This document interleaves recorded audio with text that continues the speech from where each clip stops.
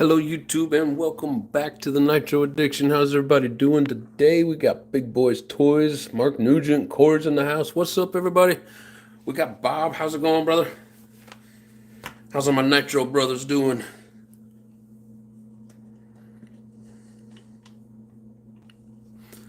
Still just finishing getting set up here. Let's see.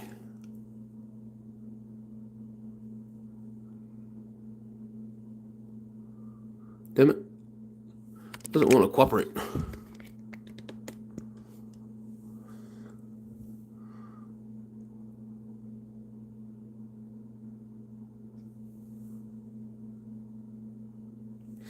No, that's not right either.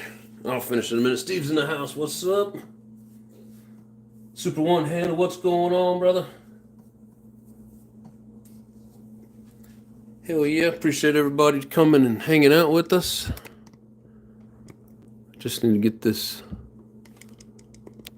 set up here. Stop right there. Something like that. All right. Lily's in the house. What's up? Rinks is in the house. What's up, brother? It's 1 degree here and about 6 inches of snow. Omaha finally got snow. I'm supposed to get down to like -14 with the wind chill of -30. I think the worst of it's supposed to be Wednesday, but yeah, it's gonna be a shitty cold couple of days. Had that buggy brand new in the box waiting for summer. Hell yeah. Yeah, so we finally got the rebuild for the most part done. I just need to put the engine in and some electronics. I don't know if I'm going to use the stock remote or if I want to use my my Futaba. I think I got the stock receiver in this pile. So we have a few things left over in here. Some of it's extra. Some of it is what we'll use for the engine.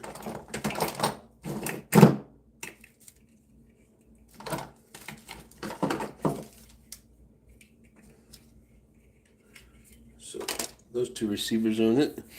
And I did order one of those Kyosho air filters, the kind of square shaped one. So we'll be waiting on that piece to come in, of course. My baby doll's in the house. What's going on, John Paul? How you doing?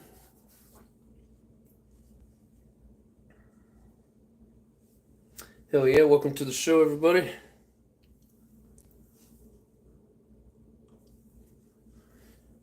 I kind of did a little bit of cleaning up in here yesterday. Got everything sort of organized. At least a little bit, anyways.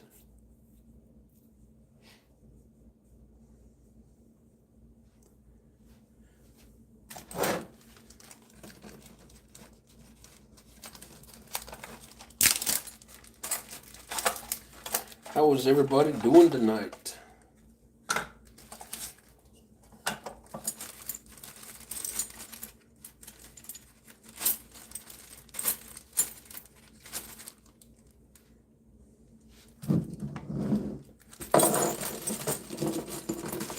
Just gonna dump all this stuff out and then put back what we don't need.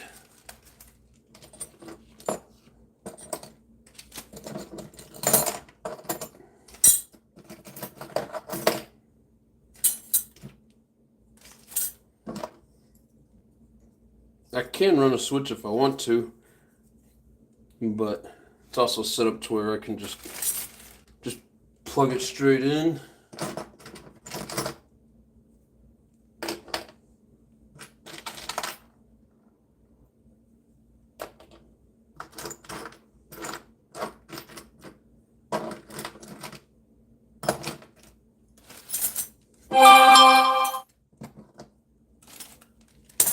gotta turn down the volume. Always forget to turn the volume down.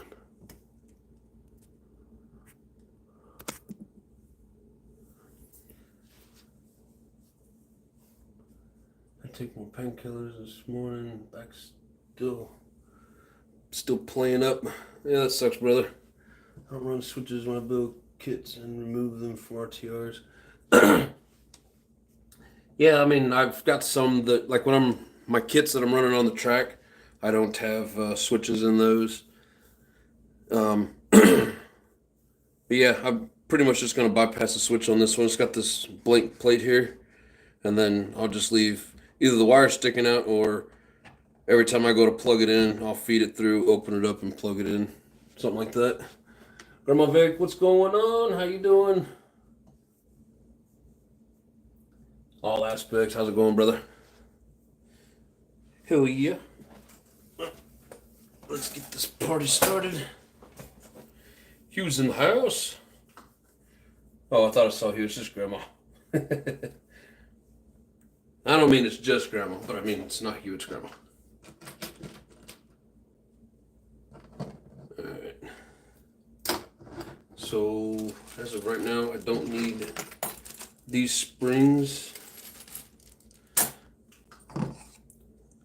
We're gonna put this beautiful PICCO in there. Just gotta get the right clutch bell out for it.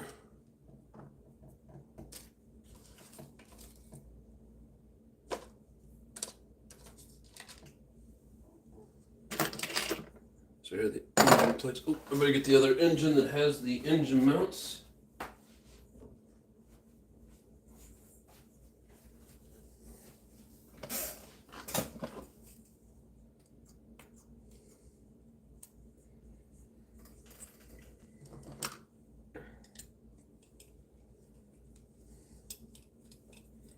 Often guy, what's up?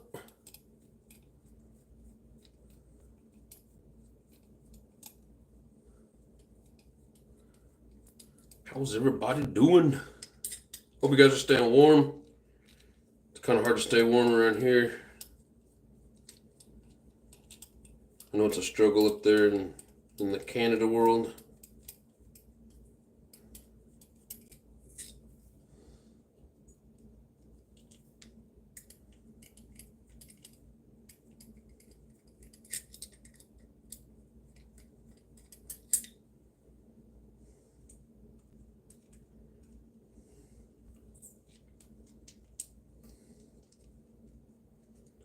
Come on, get out of there.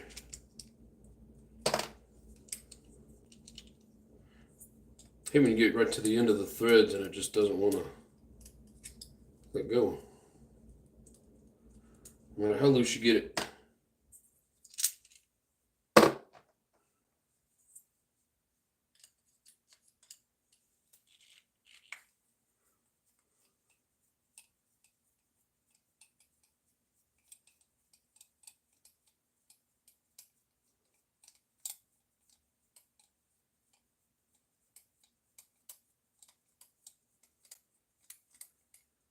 You're welcome, Grandma. I enjoyed it as much as you did.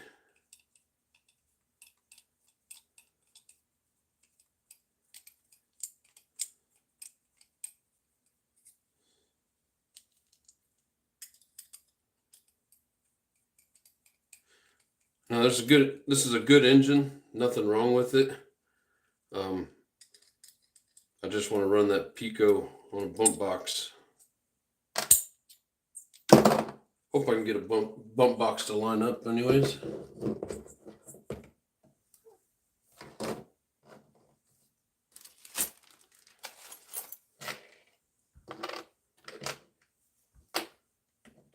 Still not for sure what all these extra screws are for.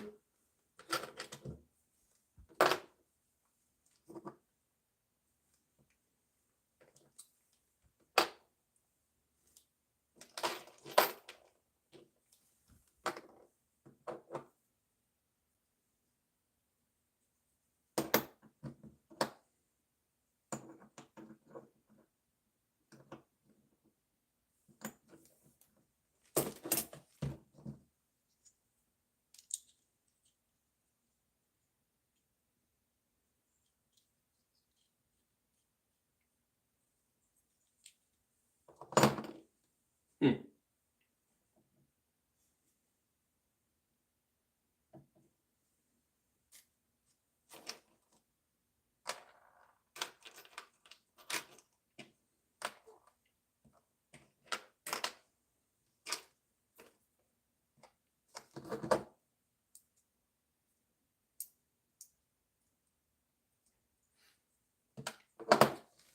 I'm gonna grab the book, make sure I'm using the right screws in the right place.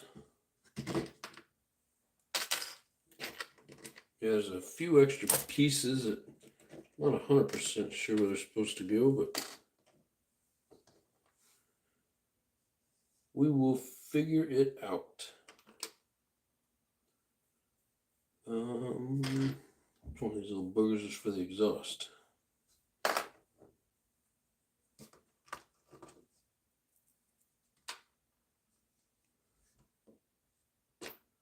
One of these screws should have some fatter threads. They all look the same.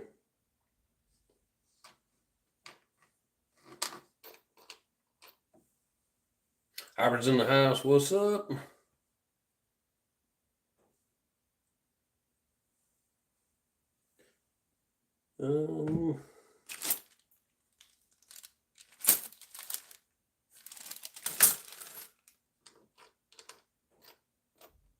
So one of these screws should work with this nut. But all these screws are the same size and they're all too small for this nut.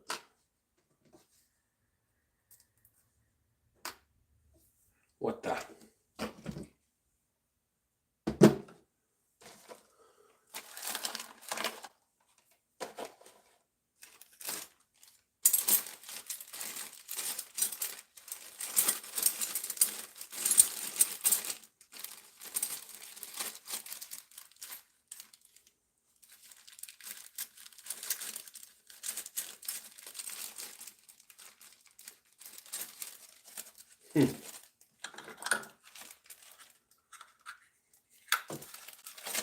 I don't know.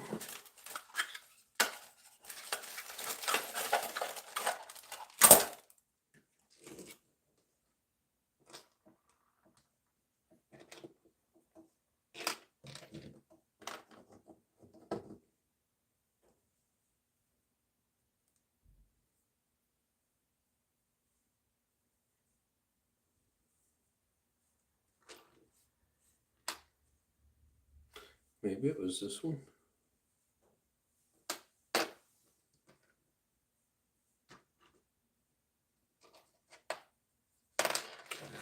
Or maybe it was this.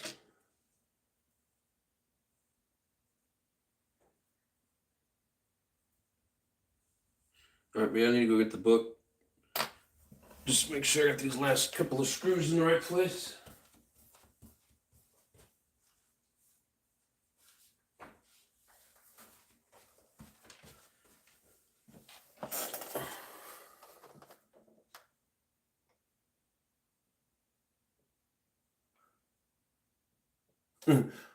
What's new, everybody?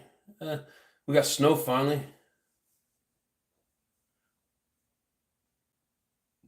I pressed it 3 times. All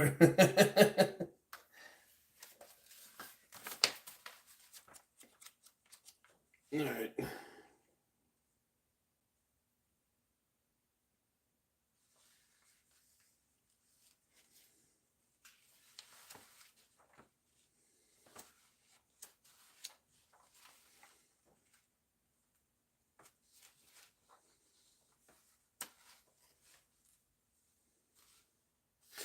Yeah, so I went ahead and ordered one of these style air filters because it did not come with that style.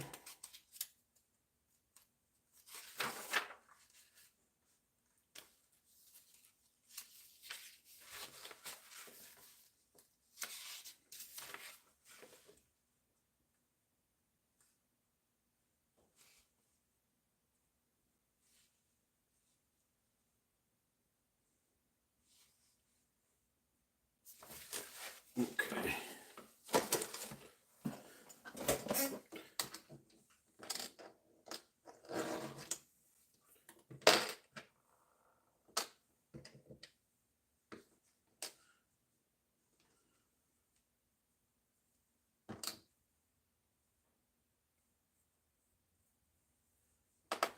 There's the exhaust pieces.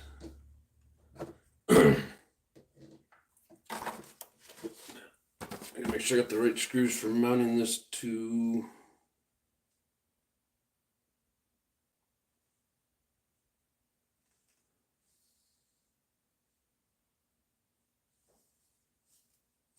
okay.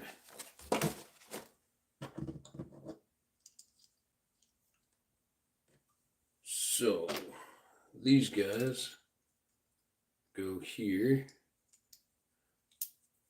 After I start getting things set, I'll put the Loctite on here. I got these the right way.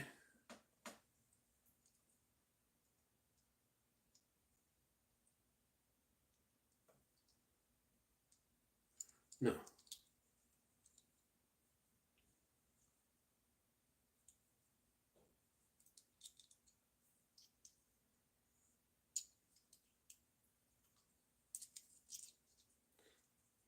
Okay, goes like this.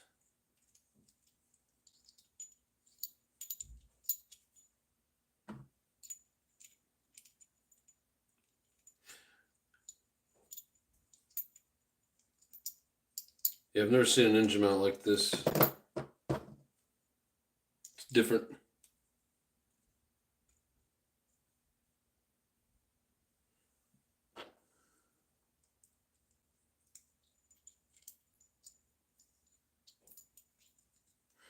Diggers in the house, what's up?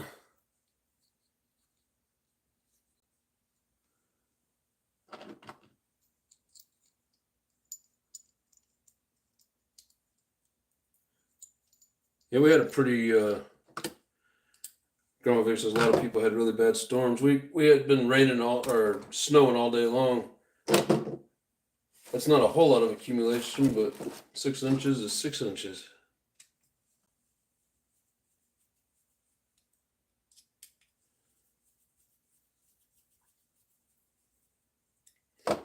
It's a weird setup here.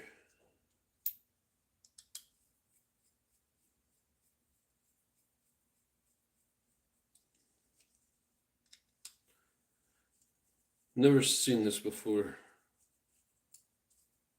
But of course, I'm new to Kyosho.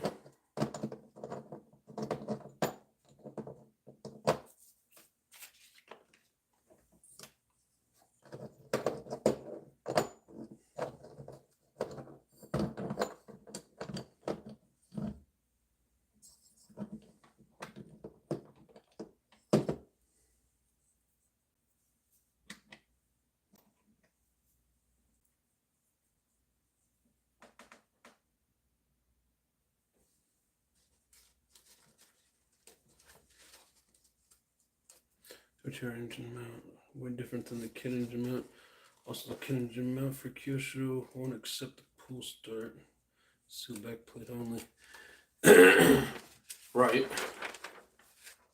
Yeah, and it doesn't look like that you can like do away with one or the other. Like you've got to have this whole setup. I think it's still going to be sitting close enough that we'll be able to use the bump box. Hoping, anyways, because that's how I'm trying to set it up.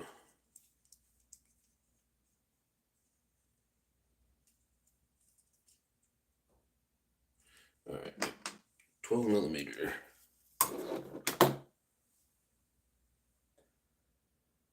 Anyone seen that show of the electric rig jumping on the roof and off back and doing backflips? It's awesome. There's a few videos like that, but yeah, I've seen some of them. Phillips head screws.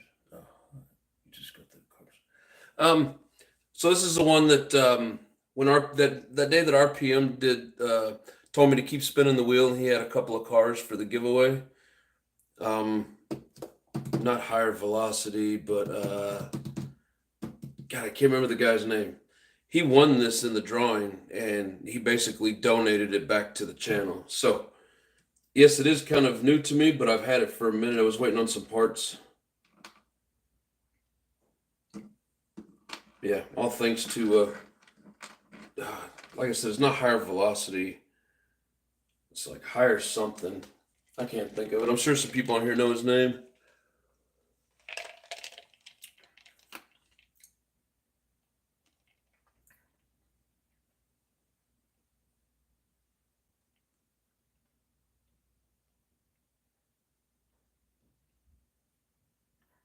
If you want to use the kit mount, you also lower the support bracket that sits underneath, right?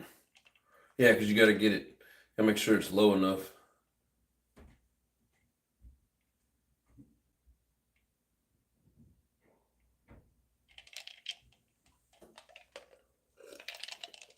Thank you, Grandma. Yeah, it was pretty dirty when I got it. You could tell RPM had some fun with it. So we did a lot of cleaning to it, replaced a few parts just to make it look as new as possible. So we got new carbon fiber shock towers for it. I got new mud guards. These pieces, this servo tray and the electronics boxes, they're not new, but RPM sent those to me. It's got new steering knuckles, like a gunmetal gray. New chassis, because the chassis was bent on it. Thank you very much, RPM, for sending out those awesome gifts. Oops.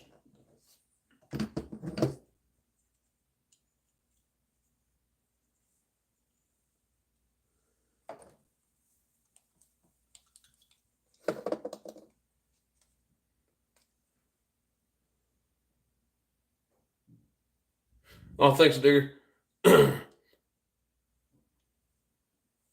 Yeah, I'm glad she's gonna get to enjoy it.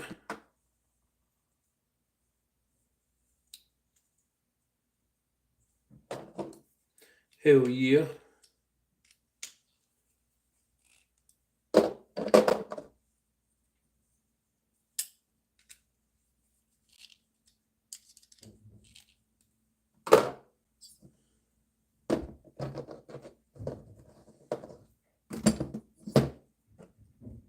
Alright, so I hope all this lines up good enough.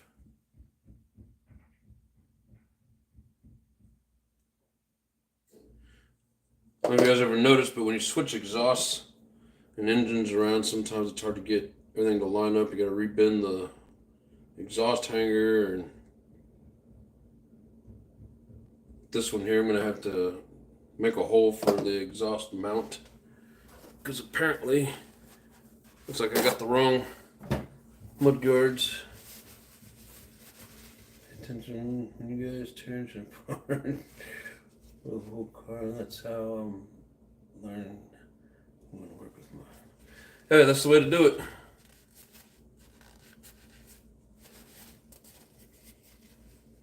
Rocky Mountain Basher, what's up?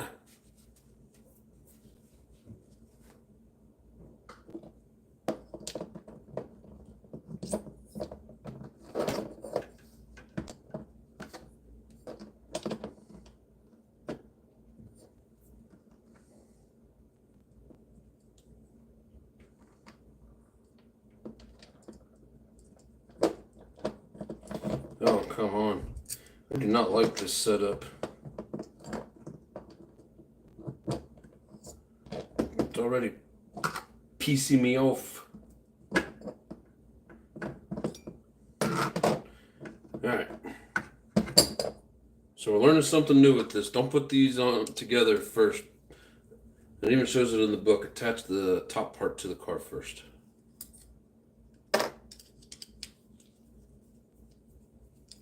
I got ahead of myself.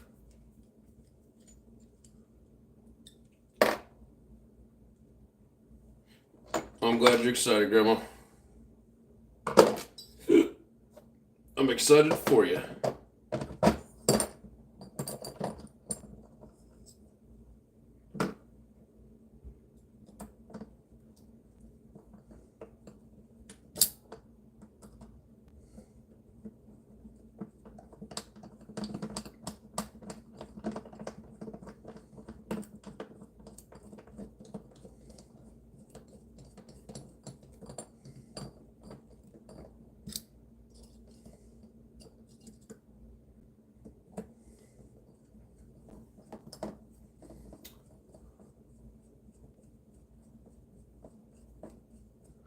Yeah, Grandma was pretty excited. I saw her trying not to jump around.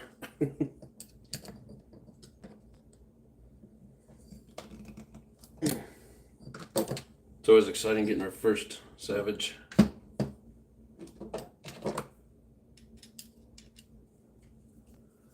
Man, it should not take 2 pieces and 3 screws to get engine mounts attached to the buggy and then to the chassis. That is ridiculous.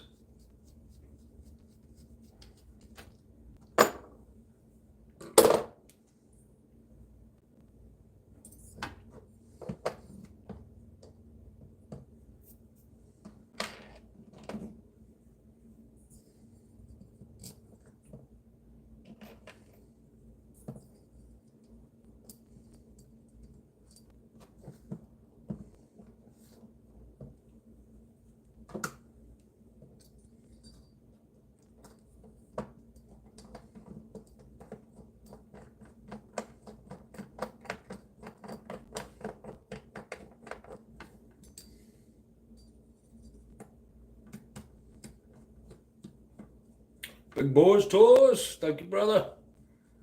He said, thanks for giving me therapy. Not a problem, but I don't have a PhD, so I probably can't accept money for therapy. But no, man, I do appreciate it. Glad I could help, even though not really my strong suit.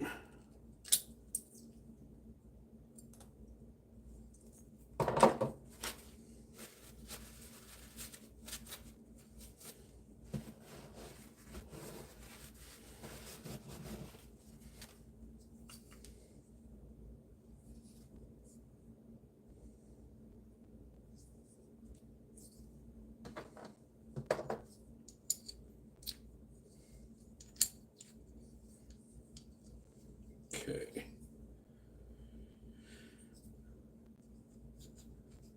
I'll still wait to put the Loctite on until we get the mesh set.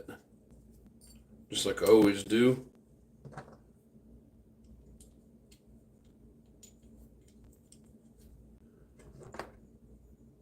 Yeah, this is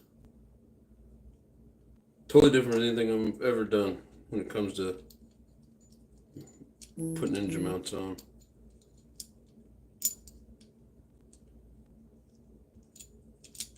Come on.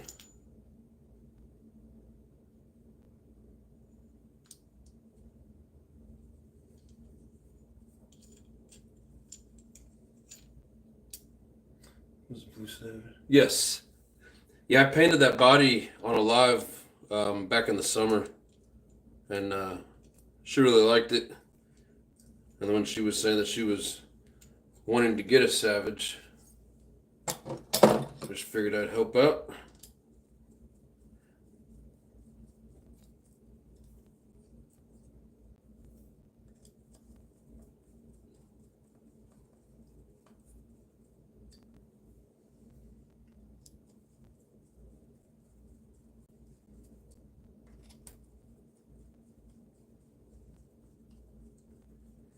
Yeah, what a weird setup. Oh, I need a bell. Alright, let's get this out of the way.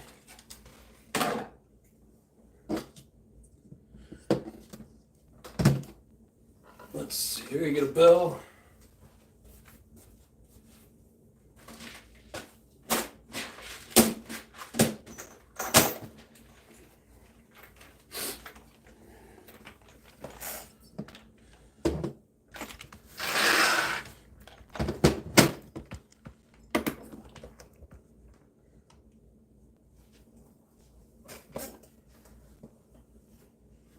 Thanks, Digger. It was my pleasure.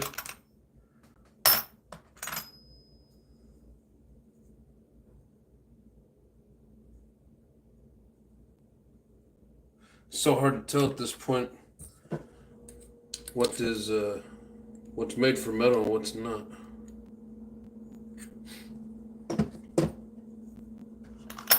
Some of these are meant for plastic spurs.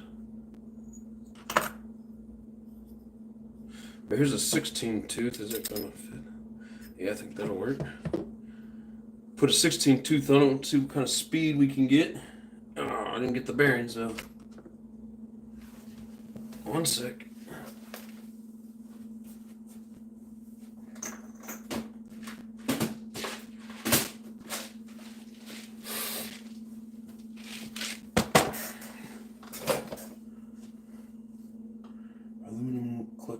better than plastic? Clutch pad. You mean the shoes themselves? Excuse me. Some people prefer the Teflon, and some people prefer the aluminum. I don't really. I mean, I don't. Not gonna get into the argument on them. Some of the guys in here will tell you their preferences. Shit. Damn it.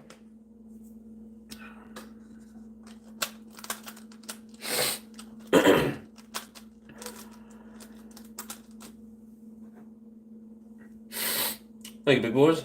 JC Allen, what's up? Aluminum smells better. I don't know what you're doing sniffing aluminum. Does not sound like a good time, though. Either way, I don't think I've ever seen you here before. Welcome to the show.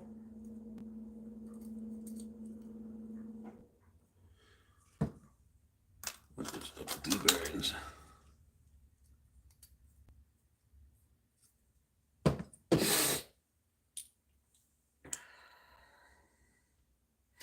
Jokes, of course. Yeah, I figured. We don't mind jokes.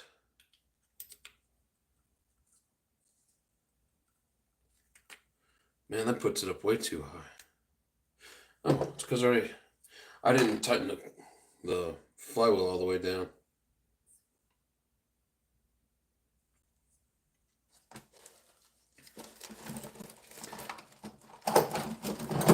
Yeah, I just put it on here. I did not finish it.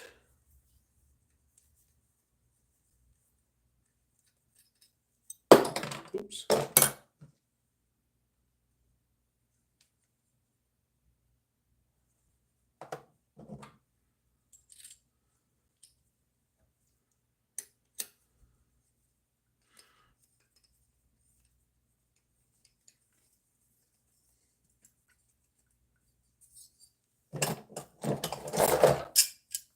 And I'm not worried about marring this up because I already did that when I was breaking it in.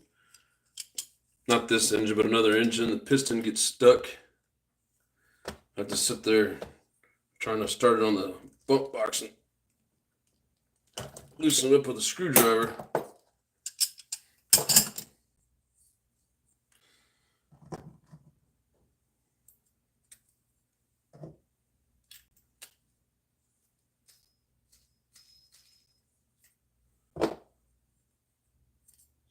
Couple of shims. And I'm hoping once we get this on here, it actually fits on the, lines up with the engines properly, or with the spur gear, sorry. Get out of the way.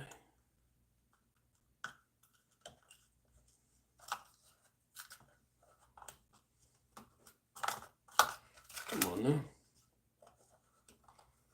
It wants to work with me here.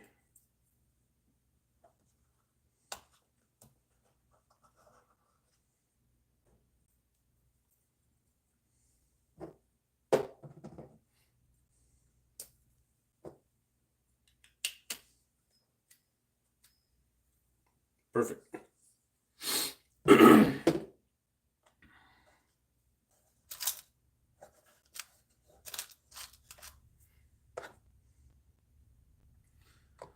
Where is it? I had this little, it's like a, I think it's one of the boxes, but it's like a little thick spacer thing that you can put on there. So you have to use so many spacers.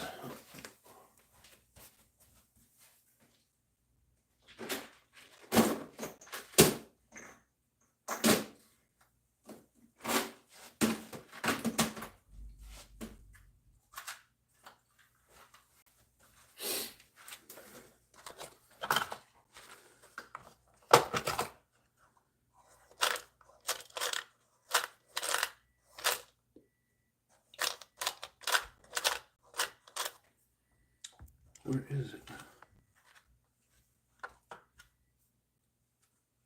I know I've got it here somewhere. Just put it up. I don't remember which box it's in.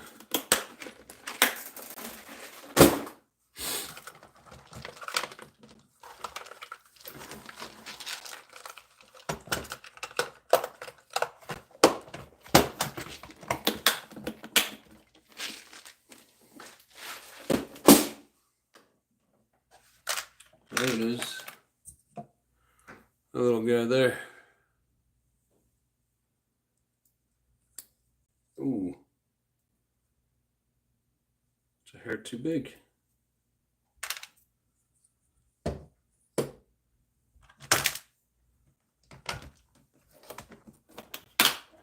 Got a question for your gurus in a bit. But right now, I'm staring at candy corn in the parts bin. There's no candy corn in there. We're going back to the track. I was thinking Wednesday. Thinking Wednesday, brother. All right.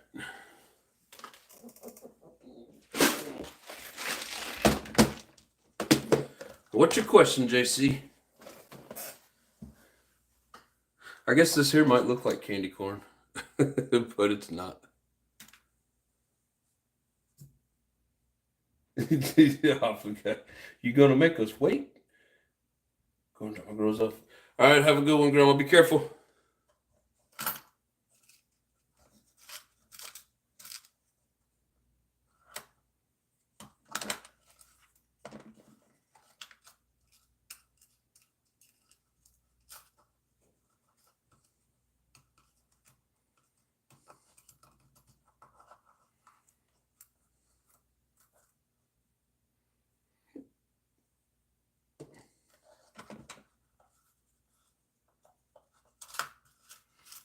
Oh, I got some thicker ones. I need a parts bin just for all my shims so I can separate them.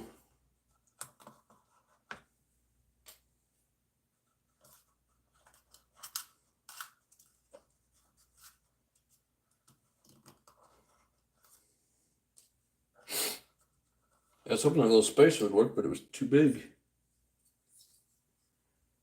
Let's see. Oh yeah, which fuel do y'all like now? Finding anything local is near impossible. I'm running VP, and I mean that's pretty much just because that's what the local hobby store here has. What? It doesn't fit. Oh yeah, it does. VP's good. Sidewinder's good. Was it Torco? There's another good one. TNR's good. Well, there's a lot of good ones out there. Probably the best one's going to be the easiest one for you to get a hold of. But like VP's really good. Everybody says that you don't have to use after-run oil when you're using VP. That's a good mix of fuel.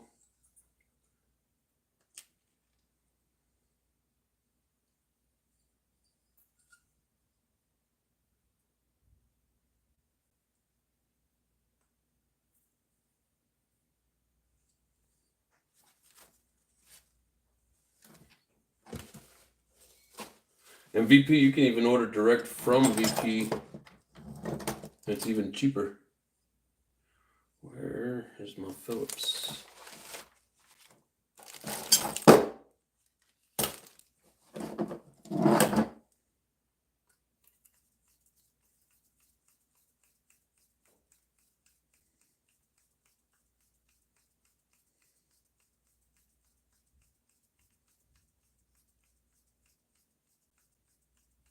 VP and trusted, I guess, Traxxas top fuels on the shelf. I hated that.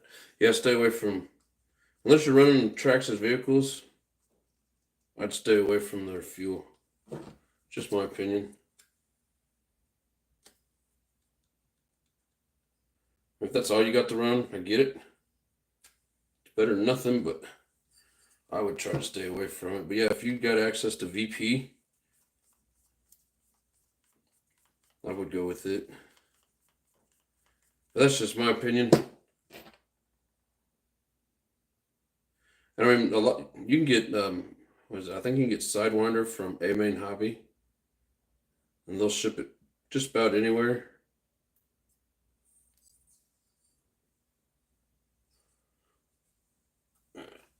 Come here. I mean, you can get VP there too, but I'm just trying to think of all the different options. Yeah, some of the good ones closed down years back. There's still some pretty decent ones out there.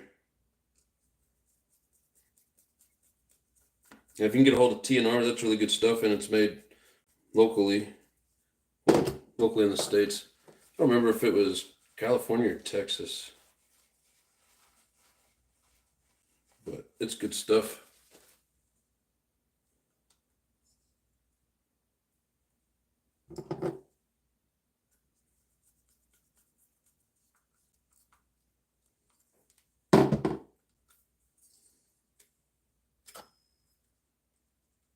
All right, so there's the clutch bell.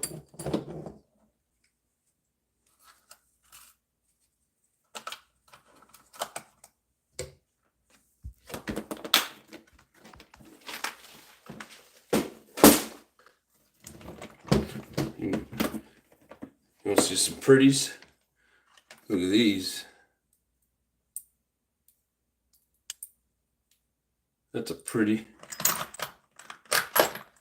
There's another pretty. Still got plenty of pinch. Here's another pretty.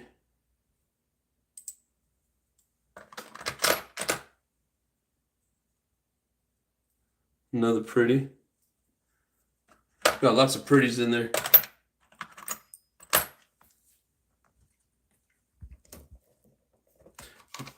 Spur gears.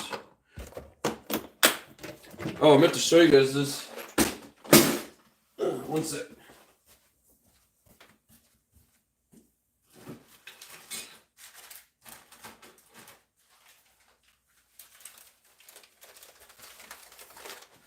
So my local hobby store, I mean, they pretty much don't have any, if any, hardly any HPI stuff. It's like never out.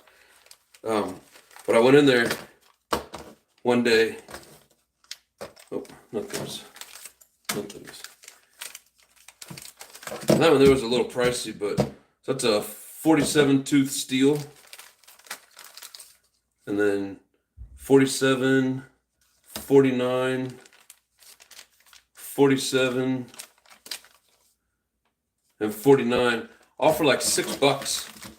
Just hanging there on the shelf. I was like, ooh, give me all of them. So it's hard to find these in hobby stores anymore. Especially, I mean, you're paying like $11 online for them. $12 depends. But, you know, $5.99, can't beat that. What's up, Nitro RC Life?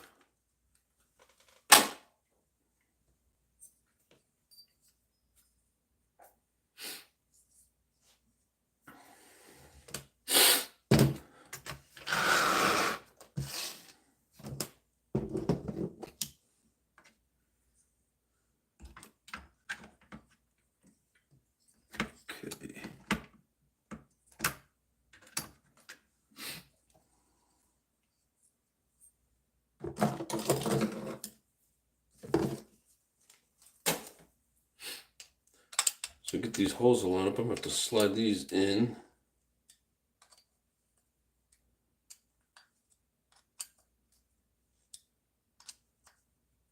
Still say it's a weird setup.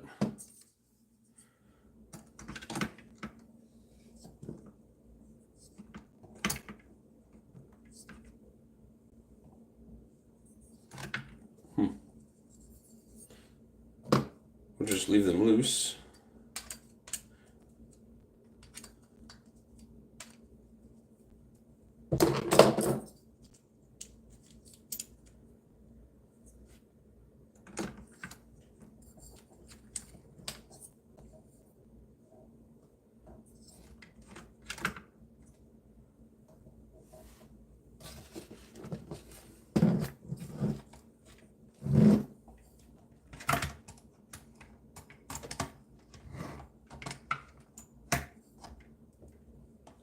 Oh, that's weird.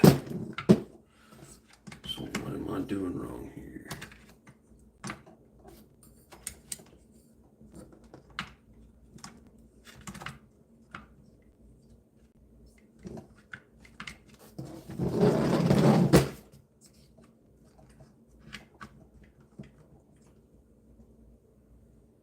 So it's hitting the drive line, the drive line. I'm gonna have to put those. I bet it even says it in the book. Mount those to the chassis, then mount the buggy to it, because I think that's the only way it's gonna go.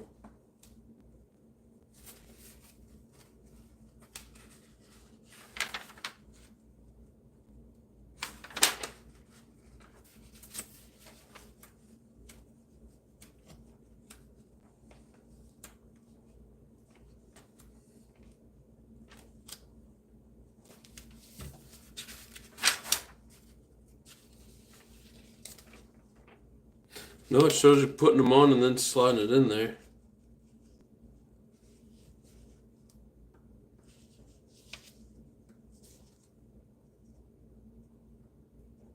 And then here I think they're telling you to cut a chunk out of the corner of the engine mount.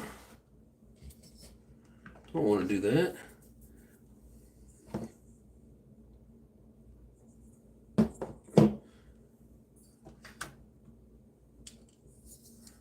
Alright, so we're going to take a different approach with this.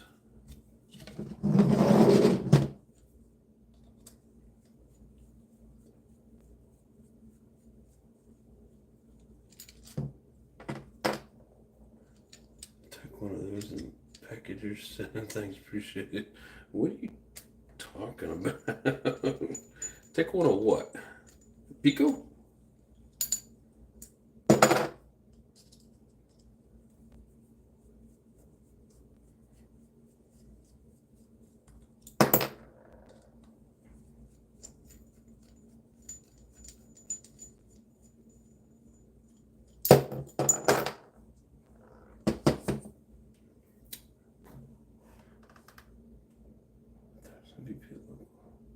Yeah, 48's about right. I think the 30% here is a little cheaper. It's like $43.99 or $44.99, and the 20% jumped up to $47.99. That's stupid. JP, what's up? How you doing, brother?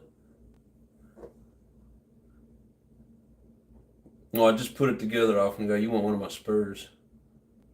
It's not for a gallon of VP. 5-gallon can versus VPMS 100 is about $100. Huh.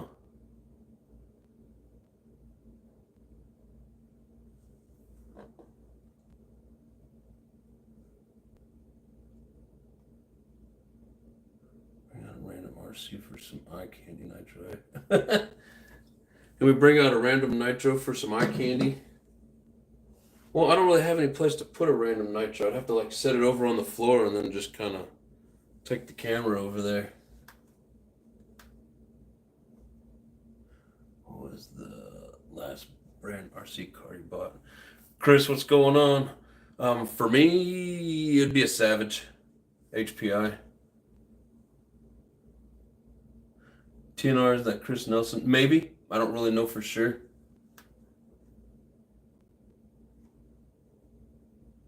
California for TNR. Yeah, I knew it was somewhere. Look at TNR, like 73 for a gallon. Whew. I haven't looked lately, but last summer in Kansas City, the hobby store there had TNR for, it was like $34.99. And I should have got it, but I didn't. 26 a quart. Wow, that's crazy. That's BS.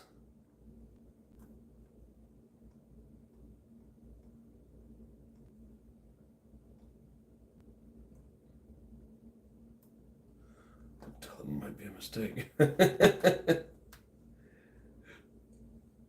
Blue Thunder, it's the exact same thing as VP, just in a plastic gallon jar. I've heard that too. Step 8, cut a section, engine mount off, toss direction in the trash. Right? Worth the drive up to the shop then. You want the metal spur gear off the guy? It's a thin one. I don't know. Ugh, come here. I don't know, man. It's a really thin one. Not good on those bells, from what I hear. I don't know how well you guys can see that. It's about an 1/8 inch thick.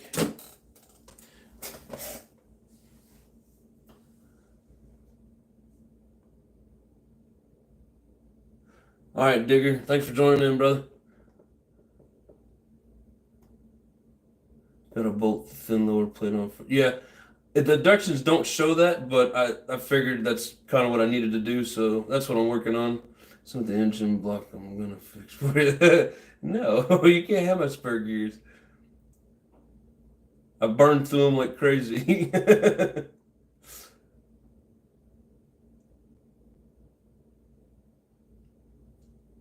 like asking which engine oil is the best. So thanks. Just don't see much options.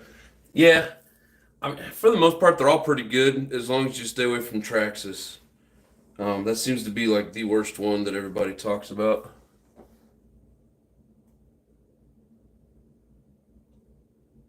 Yeah, Torco's pretty good. RC Life. Um, I've never used it, but I see a lot of people liking it. Oh, they did that to cut down the cost versus metal VP container. Also get low end sale as well. Bring it. We don't need no stinking metal can. You be smarter than what you.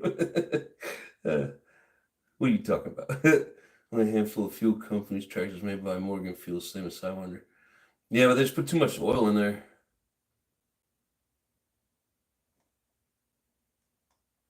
I'll take the whole thing for free. Yeah, they won't say the oil content, but it's like 18%, if I'm not mistaken.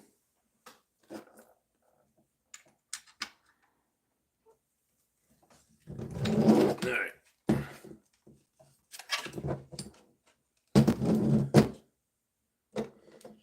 Man, it's so hard to hold all these pieces and do all this.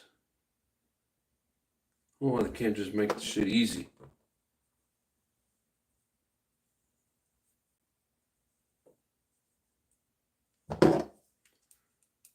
Guess if they made it easy, everybody be trying to do it.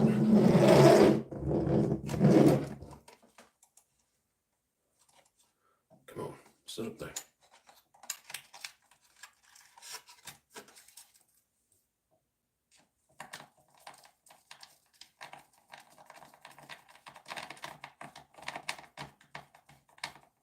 Yeah, I definitely think mounting these plates to the chassis first is the way to go. Get out of the way.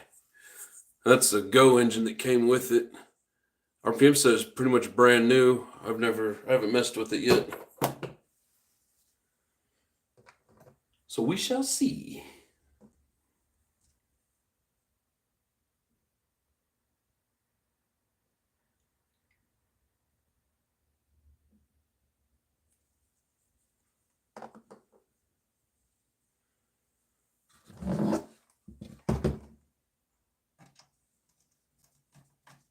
Got a little bit too much Loctite on that one, but it will be just fine.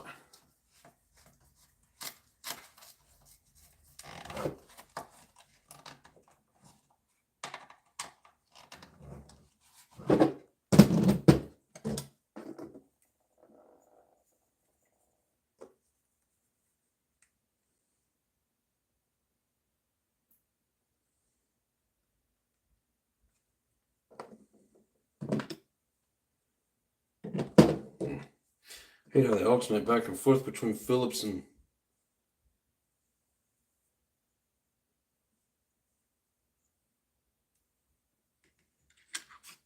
hex heads.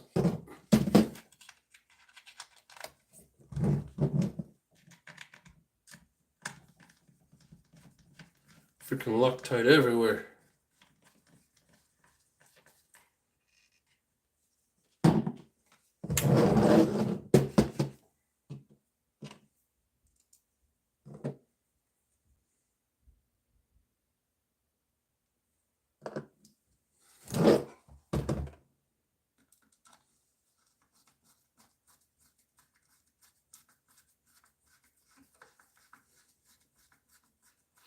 What's up, Hugh?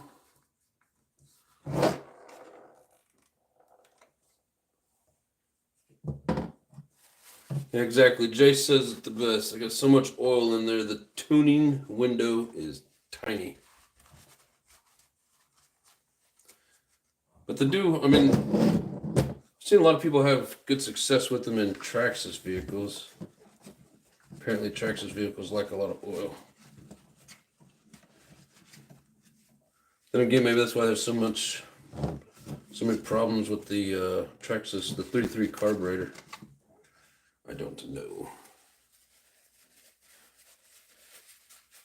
Only Traxxas Nitro I've ever had was a Jado. And I ran Byron's and VP through it. With a Traxxas carburetor.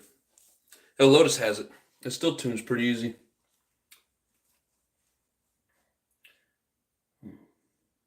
Fighting it when I know it shouldn't be that hard. Yeah, yep, there's just too much oil in it. Travis, what's going on, brother? What do we got up here? Bob says, you ever lose addiction? Just follow the drips of Loctite. That's not funny.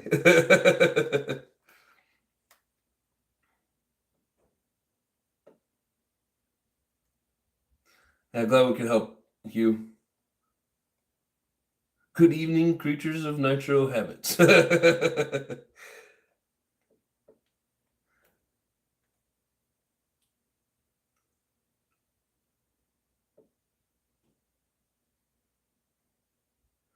my plan built. Rebuild this weekend finally. Hell yeah. Congratulations, Travis. Wasn't that hard, was it? We know what you mean, bro. Explain.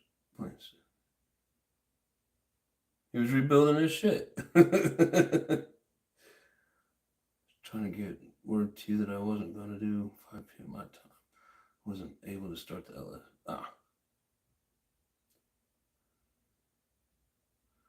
course I could have. Went to your page and dropped a comment, JP. I didn't think about that. Can you measure the shims in the stock engine if you still have it? Stock engine did not come with this. RPM sent that Go engine, and there's another one that it looks like the head on it is from a ProTech Samurai, and then the base says Nova. So I don't know much about it. All right, I know I'm gonna have to.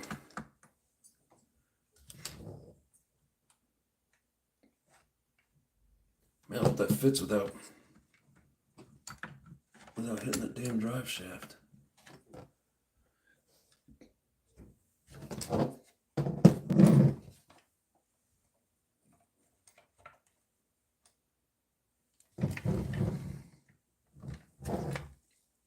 Yeah, I think it's going to.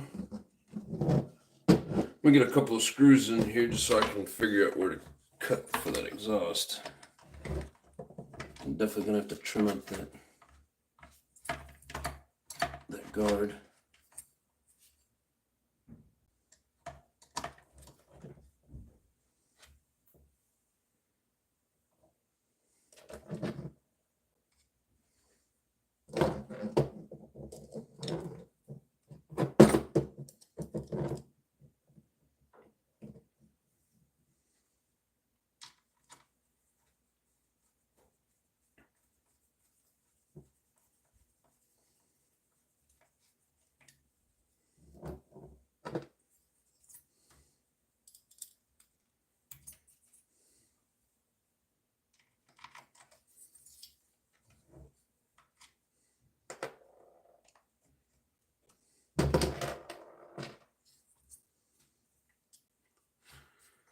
But anyways, hope you guys are able to stay warm. I know the boys up in Canada are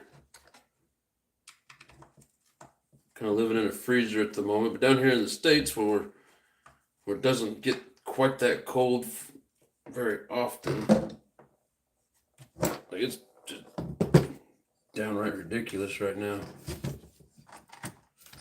Okay.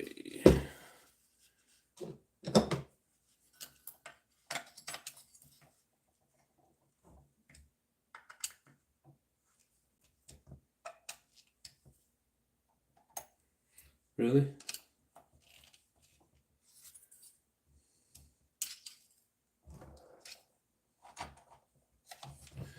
Am I not going to be able to run a 16 tooth on there?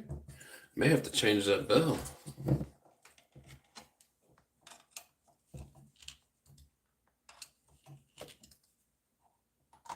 Wow.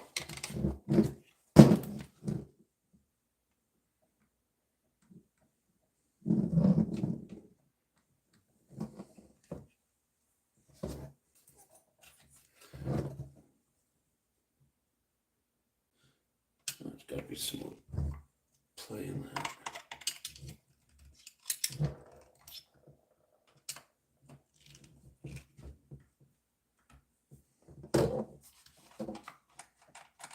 Yeah. Yeah. Oh, yeah. Just had to get it straightened out a little bit.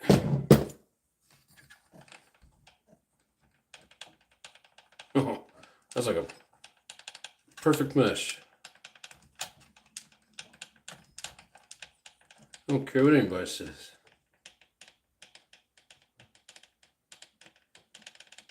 Yeah.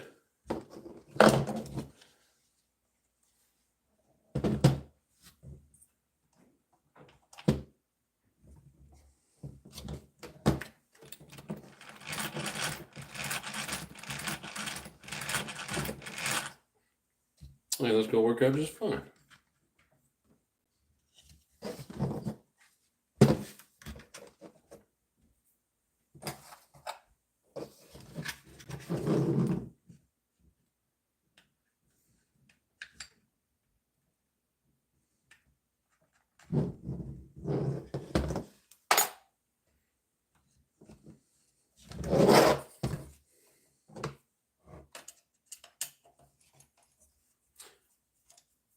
No, I really do like this this Kyosho. Like I've said before, never had Kyosho. I don't think I've had anything Kyosho. But I do like the quality. And of course, this is just an RTR. It's not a kit. Their RTR's quality is right up there with the kit level.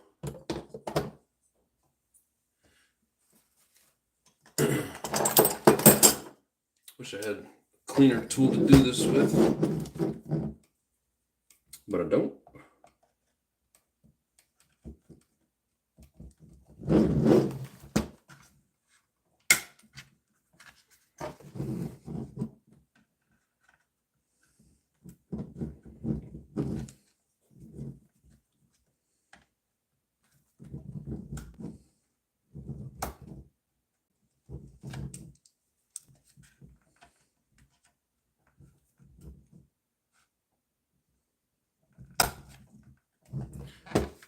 Yeah, I think I ended up getting,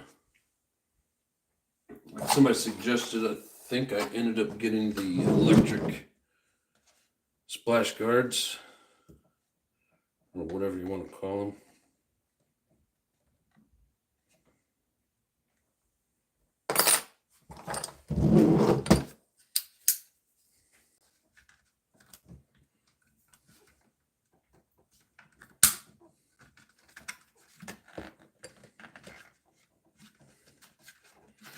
Yeah, just like with the body, you put a little score mark in it, it makes a clean break.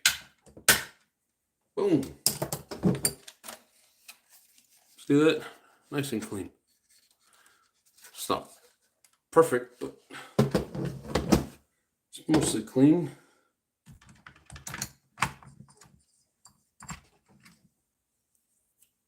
Probably have to cut out some of this back here.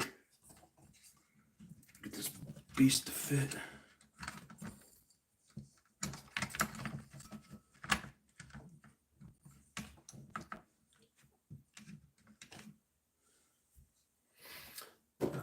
Very nice. Oh. You guys are, you're chatting too fast.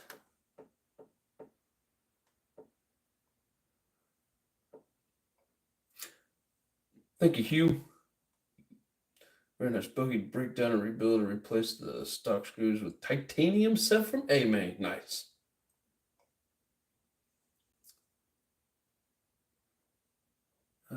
Changed from my live yesterday. Tested perfectly today. Man, that's good to hear, brother.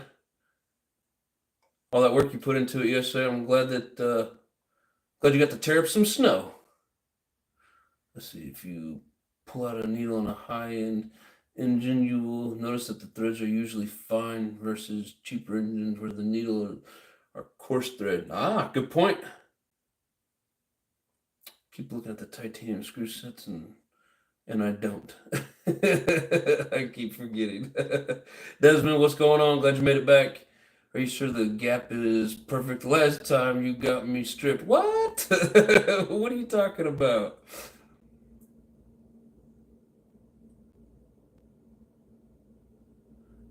JC says, for sure, offering a guy live like this is a great platform for asking for me. Oh, yeah, there's all kinds of people in here with all kinds of knowledge. Desmond, I'm curious. What happened?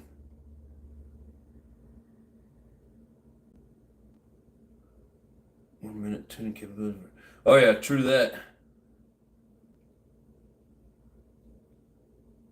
True that, Bob. Fine threads, it's more, you can get a finer tune on it. Just several shows. I know y'all are sensible freaks. I'm glad you guys keep returning. RPM, what's up? Buggy's almost done. Almost done.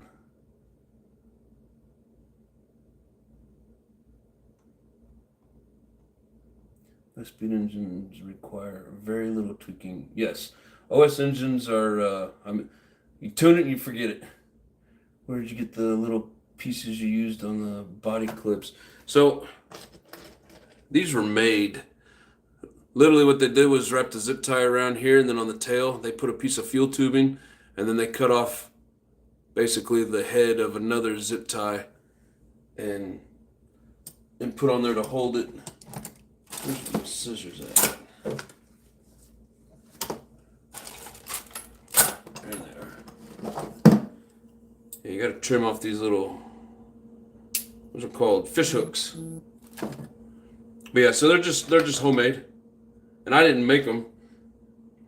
I've never made any of these, but it seems like half the vehicles that I've bought or had given to me or whatever have had these. You know, they're good to make it easy to get the clips out for sure. Remember me telling you that about my PICCOs? 1 hour tune is a lot for. Oh yeah, yep. No, I get you. Totally understand it. RTR is a lot different. Yep. Thank you, RPM. Appreciate it, bro. Old man's in the house. What's up? How you doing, brother? Curious now. Two Desmond. I love learning right and wrong strategy. Oh, geez, now that I see them, that's not candy corn for sure. I told you it wasn't candy corn. Let's see. How tight should the servo saver screw be for the steering servo? That's a good question. Where is it at? So, I found, like, with just experience with the Savages, that if you don't get them super tight, they'll loosen themselves up, and then you don't have any steering because it's like the servo saver is just, flopping around. Of course, if you get them cranked down so tight that there's no give in it, then you'll strip out something on hard landings. I would say get them tight and then maybe back it off quarter, half turn. I mean, there's people in here that probably could give you a better answer on it. But yeah, you definitely don't want to, crank it down super tight and leave it, but you don't want to leave it loose as well. Let's see now, those are awesome. Great idea. I see them on the truck, but I didn't study them yesterday. Yeah, just certain people do it. Actually, I think all the vehicles that have these might have come from RPM. He seems to do this a lot.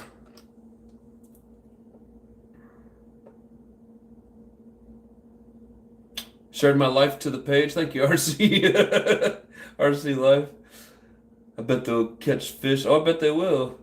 They'll rip you right open for sure. Selling at Bass Pro for 18 bucks. But no, thanks, Nitro RC Life. I appreciate it, bro. Thanks for helping get the word out. But no, where'd you go, Desmond? You can't make a statement like that and then leave us hanging, bro. I'm gonna read that statement again. Desmond says, "Are you sure the gap is perfect? The last time you got me stripped." I mean, I don't, I don't know what happened.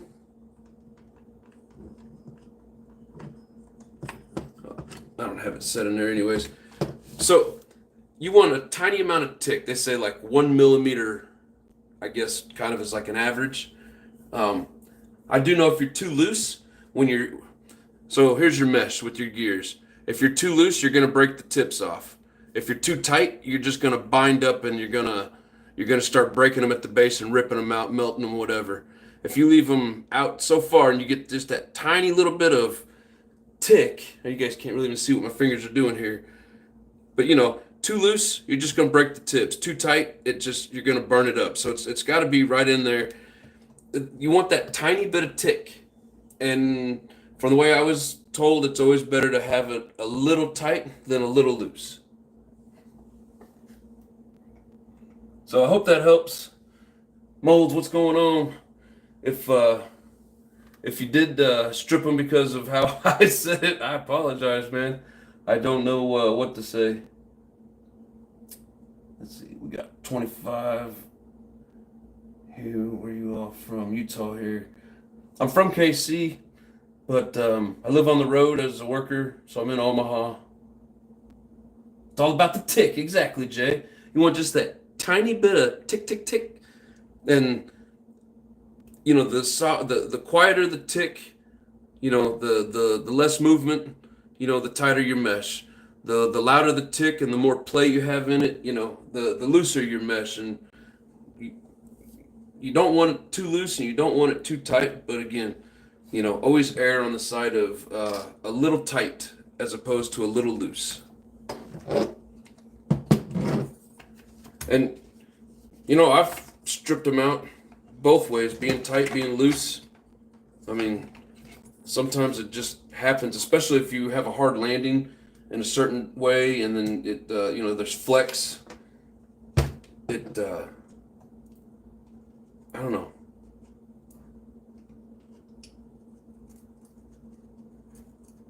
Anyways, I'm gonna stop talking and get back to screwing, or we'll never get this thing done. All right, so I'm gonna put 2 screws in here to kind of set the mesh, maybe. Come on.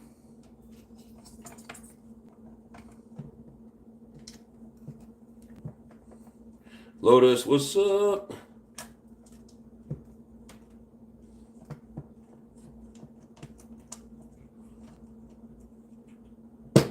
Why won't you go in there?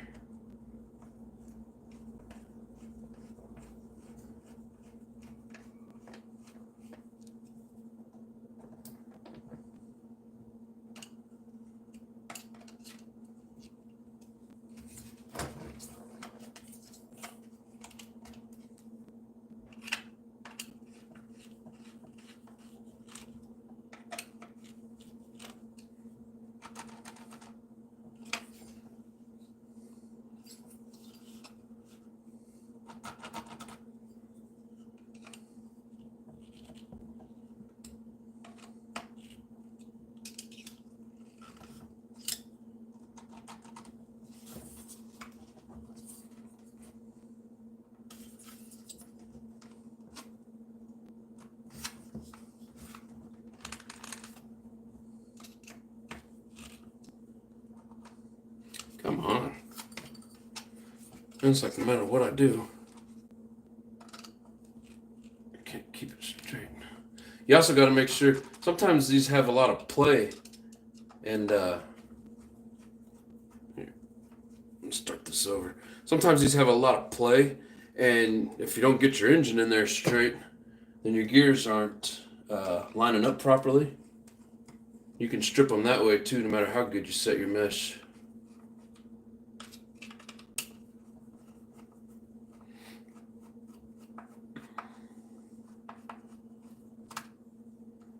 It seemed like it was going to work the last few minutes ago.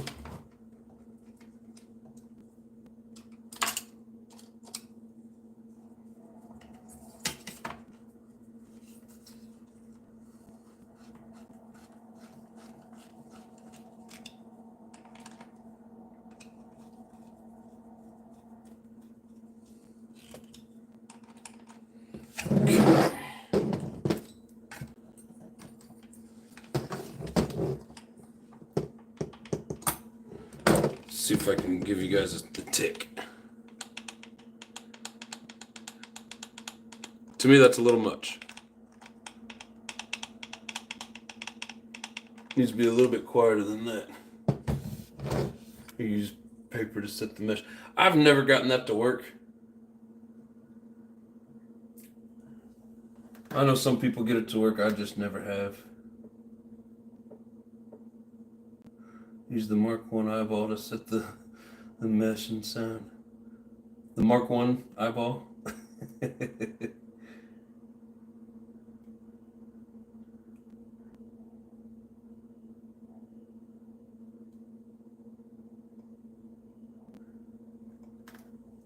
Looks like Desmond sent a message and he didn't like the message, so he retracted it. Come on, tell us what you got. Be honest, what usually takes out a spur gear is the engine not sitting true to the spur gear. Yeah, and that's kind of what I was saying a second ago.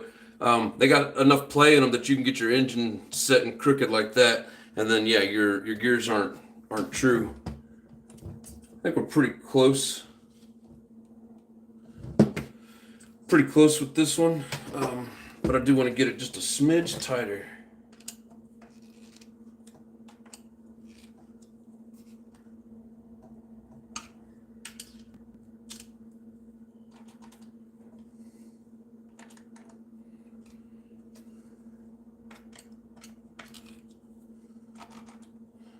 Not that tight.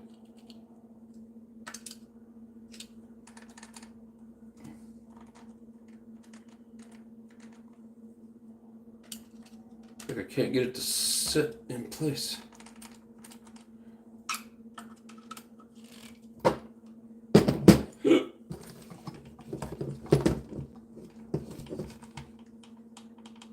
That's closer. I like that better. I can't get it to make any noise. And you also got to check it in, all the way around, because it's not always truly round. Like now I can't get it to tick at all. I mean, it doesn't really sound like it's ridiculously tight, but there we go. If I do it this way, you can hear it. Here, I just barely have a tick.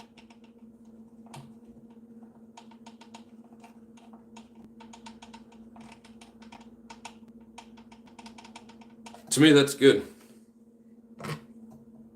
It's kind of tight, but yet there's enough tick in there.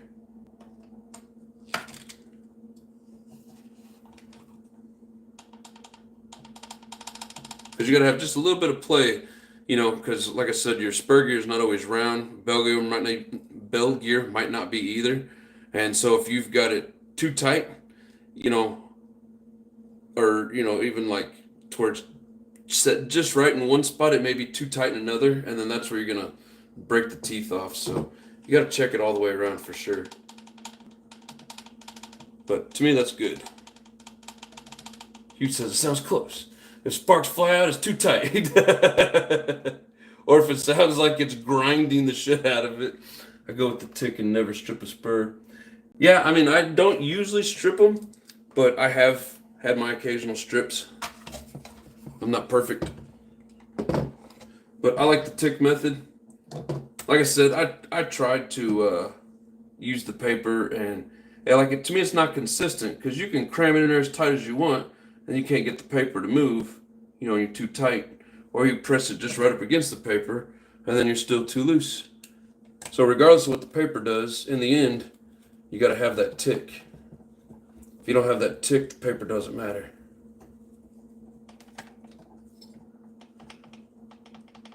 And as you put each screw in, check it as well.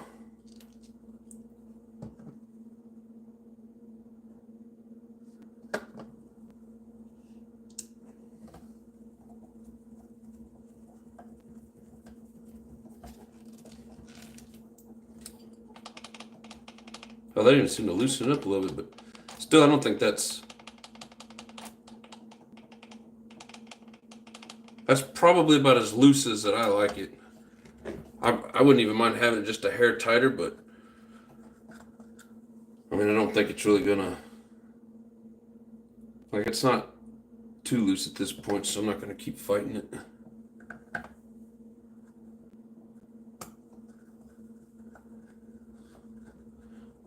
It's good to hear she's so happy. Oh yeah. Let's see, please do not strip me anymore. I am aluminum versus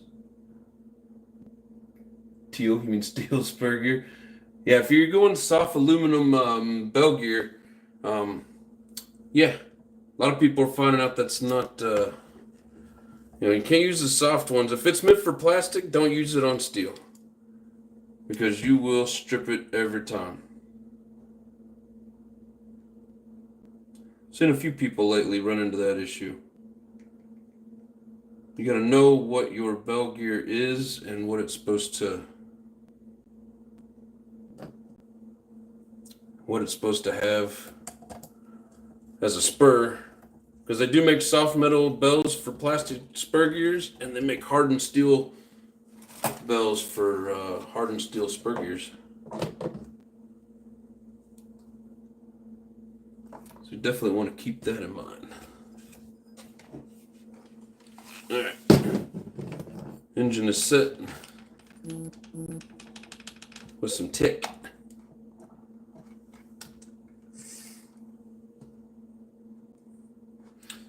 All right, now I didn't realize that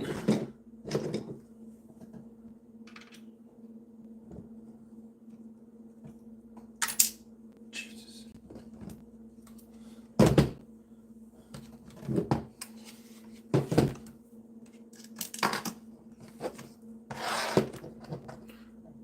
I didn't realize that this was totally in the wrong spot.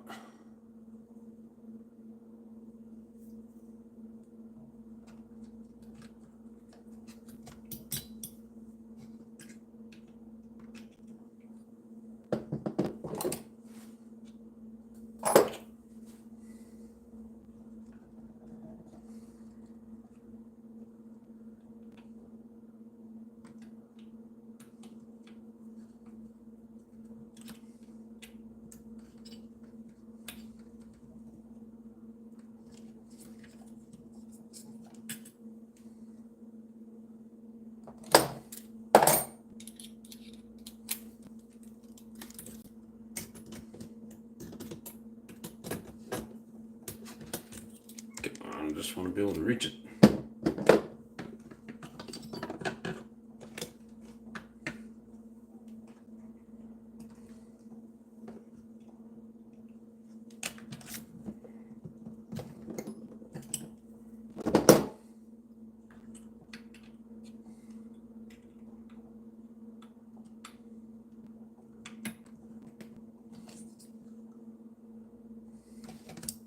This isn't ideal, but I can't get in here.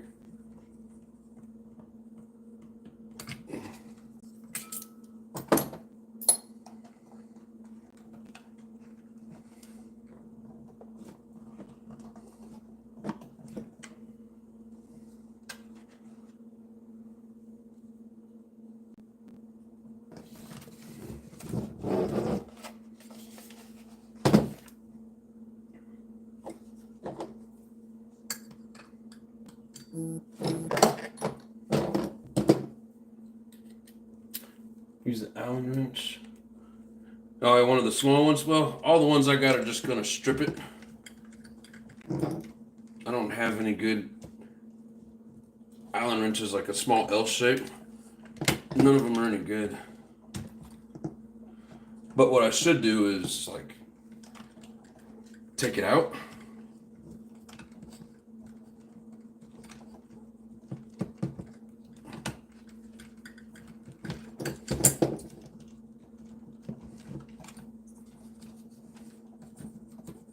Maybe.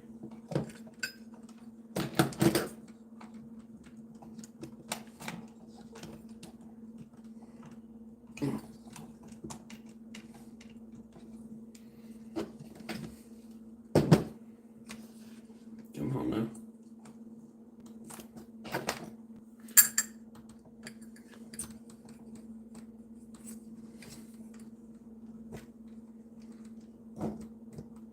I always hate when these things are such a pain in the butt to take out.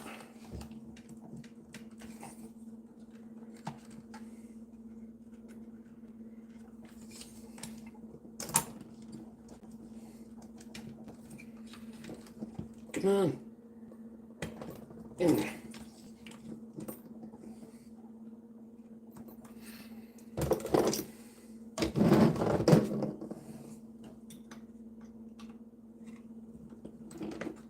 Anyways, it's tight. So now I just need to set it so it is parallel with this guy.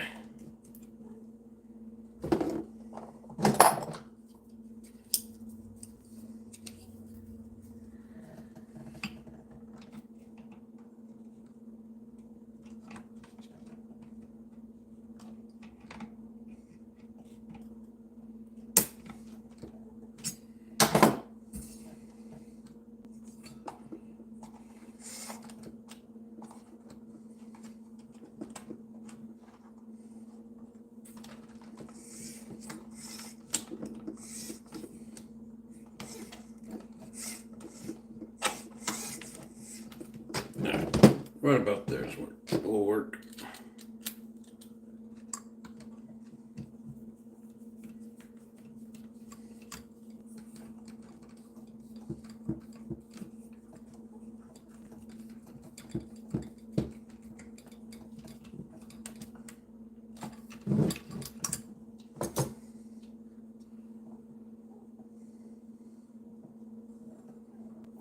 So, where I got this yellow tubing the other day in that one package. These are little things that he just throws in there as extras when I purchase stuff from him. So nice. And of course, this yellow tubing is probably going to be hard to see the fuel. But it looks cool, so we're going to go with it.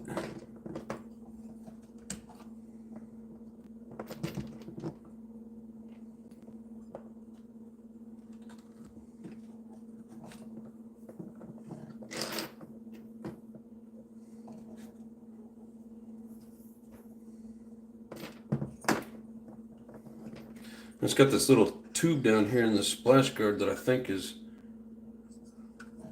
made to hold this.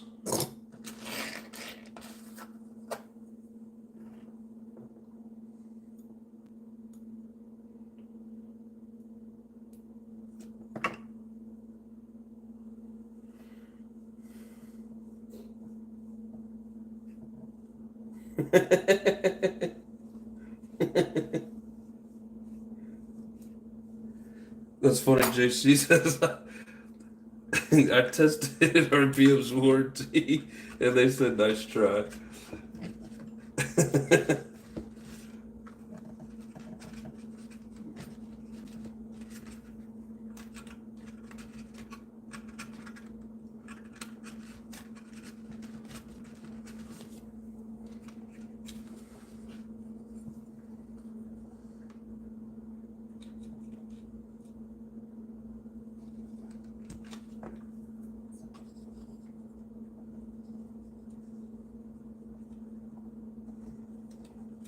Come on.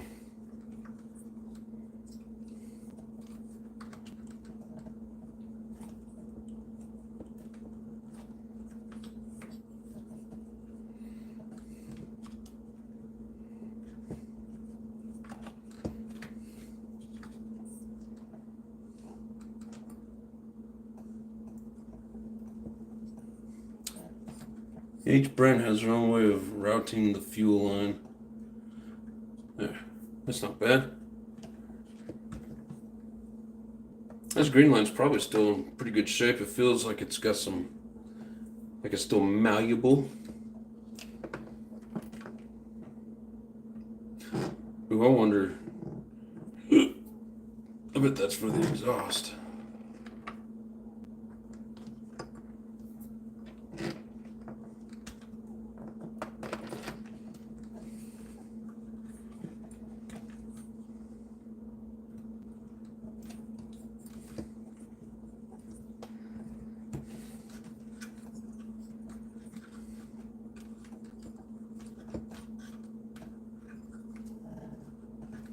Yeah.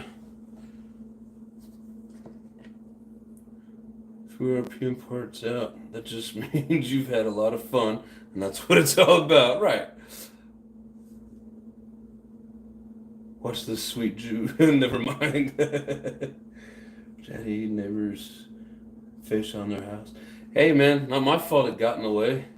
I wasn't supposed to be able to jump up and hit the side of their house. What's going on, Northeast? How you doing, brother? The other tubing goes through the hole of the chassis. The other tubing, as in the exhaust?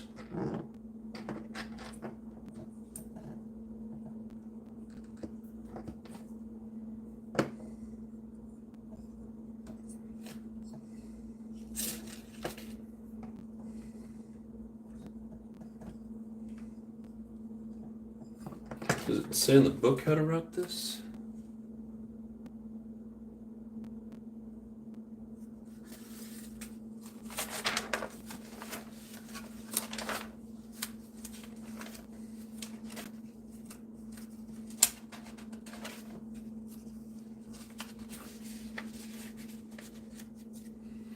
What's that be the one thing that they don't explain? Nope. Yep, and you were right, Travis. The exhaust goes through there. Good point, good point. Ah, they got the needle turned up. So yeah, they show the exhaust going through there.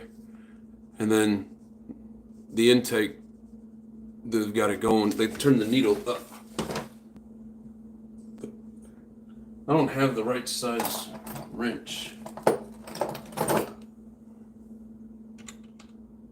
You know, I better got the right size socket. I got a whole socket set.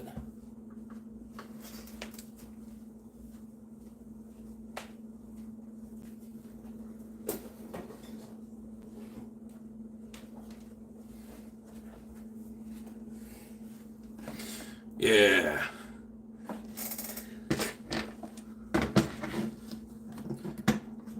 I've literally only taken a couple of pieces out of this thing.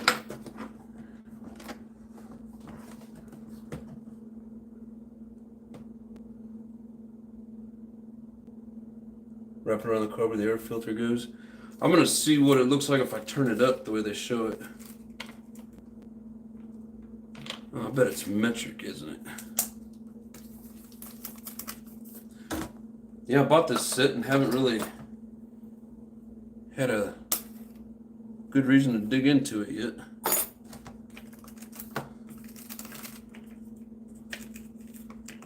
Let's see, what's a 9mm look like? Too small. Or it's 6mm. Here's 8. Oh, too big.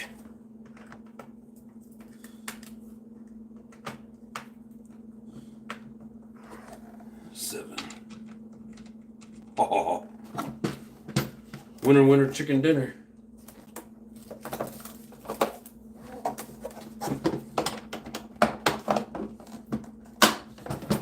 Oh my God. That thing's heavy.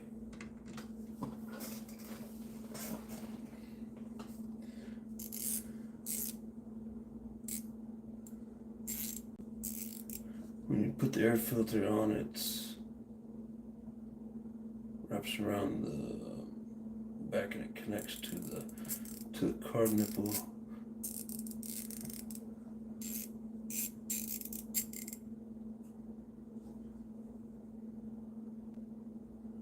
The half pipe with the roaster. That's 60. Oh my God, what happened?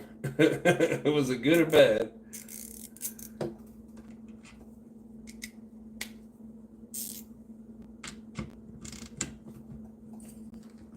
Oh, perfect.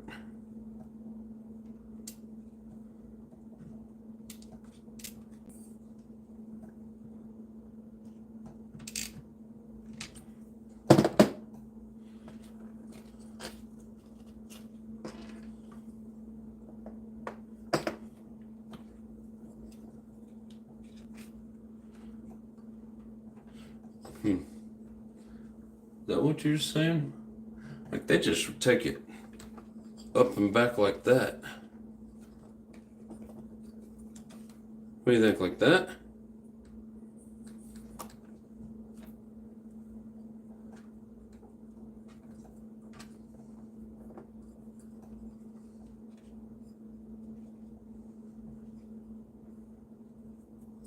I think something like that'll work.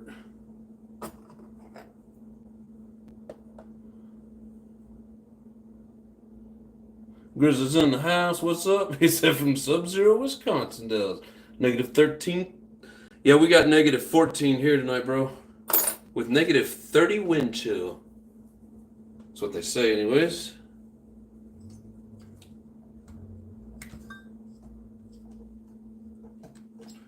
There we go. Keeps it kind of off the engine so it's not getting all hot. I should probably actually zip tie it there to keep it away from the gears. Wish I had little yellow zip ties. Alright.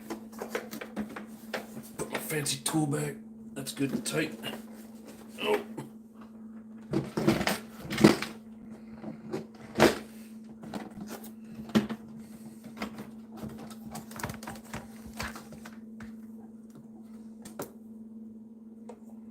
Yeah, these sets are expensive, but man, it's got everything in it. And at work I have a, I don't know if you guys know anything about Milwaukee and the tool stuff, they have these things called PICCOs. And they all kind of stack together.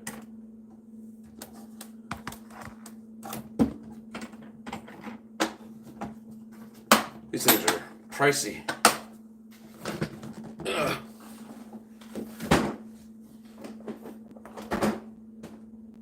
But well worth it in my opinion.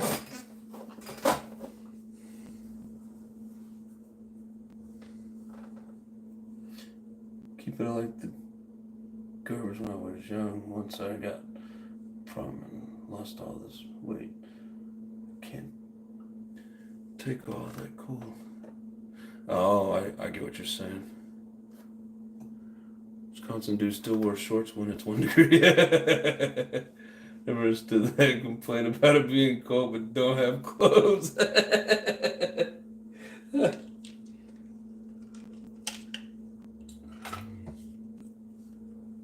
Yeah, like snowed here all day today.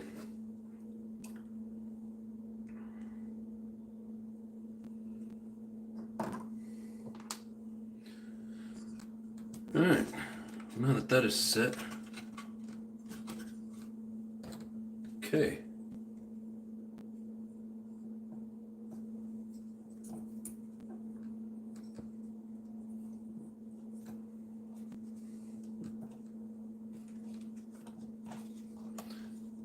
We'll leave it just like, get out of there. I don't want y'all tucked in there. There. We'll leave it something like that. Looks cool.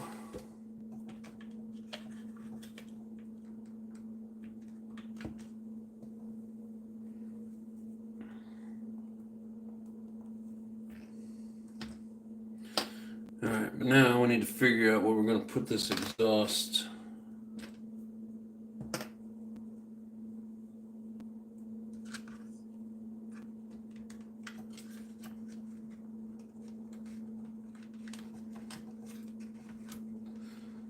I don't have a drill bit, so I'm going to have to come up with another means of making this hole.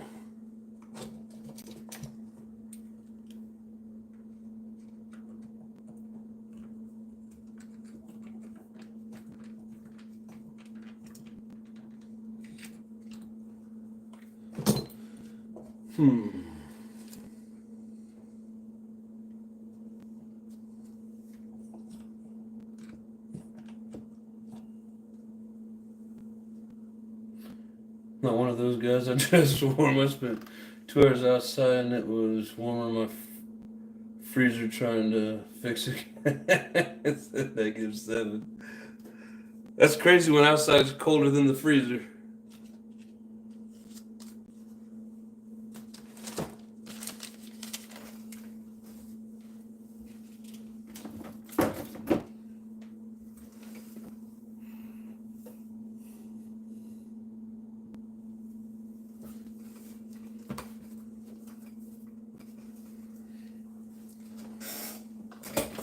Let's see here. And you know, just because I should, we'll go ahead and put this air filter on there just to keep stuff out. I've always kind of liked these. I think they look cool. I don't know if they're any good or not. The way that, you know, there's not much airflow actually going through the filter. I just thought they always looked kind of neat.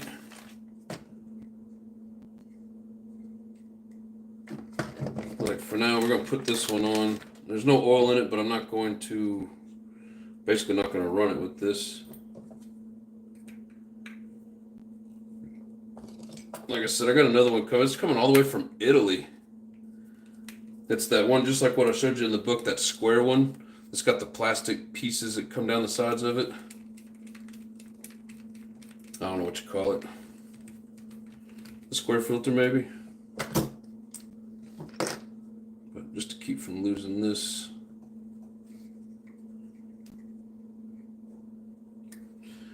Makes me think this is for a serpent. It's got a picture of a snake on there. I don't know how well you guys can see that.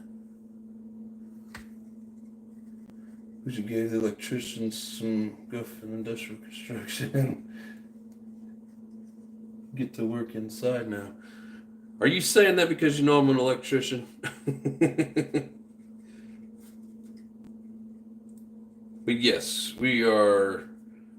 I had to take a bunch of guys from the outside crew because it was too cold for them to work out there.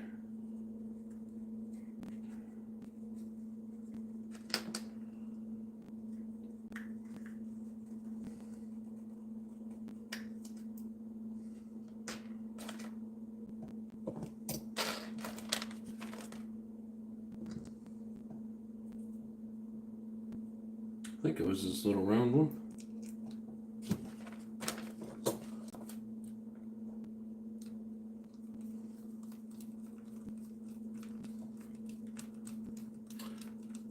Oh, the canister filters, those look cool. They don't seem to get dirty as fast. I don't know if it hurts performance though, right? Yeah, I have no idea. I noticed that you put your servo arms different than the manual showed. Any reason why? I'll have to look into that. Looks like that one filter would work better in snow bash because, yep, protected from the snow again. Yep, can't see these engines really wanting to pull big air. Should be on the inside arm. We're gonna look at it. Yeah. So, and there's no holder. I mean, there's a holder here, but it's not for this one.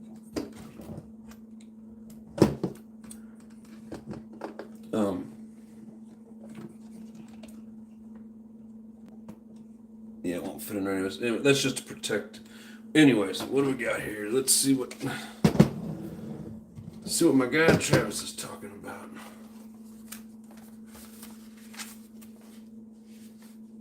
Let's see.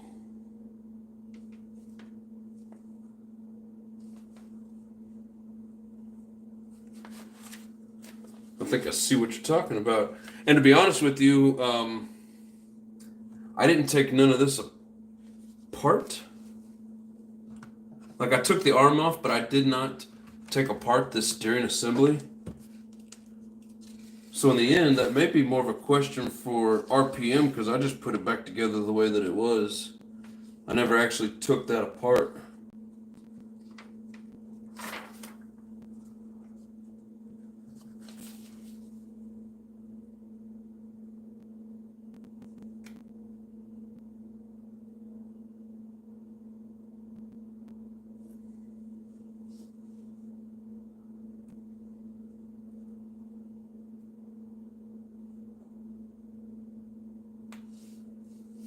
But yeah, I don't know, Travis.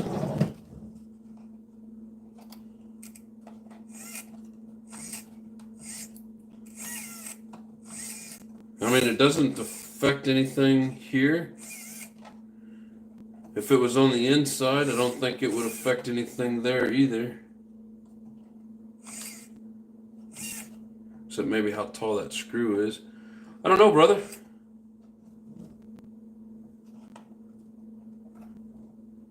Makes me wonder though. I bet it would get. I bet it's different leverage. You know, from one side to the next, but I don't know which way, if one's good, one's bad. But you can see the servo saver working.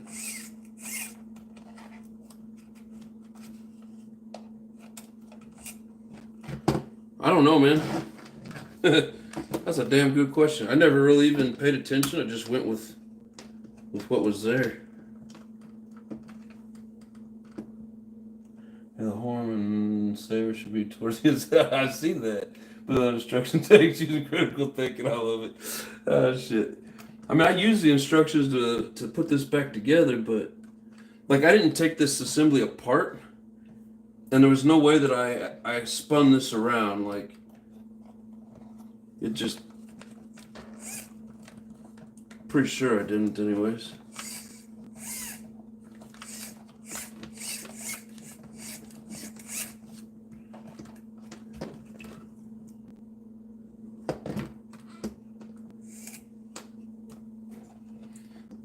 Seems like it's a little loose, but I can't get the deal to tighten down anymore.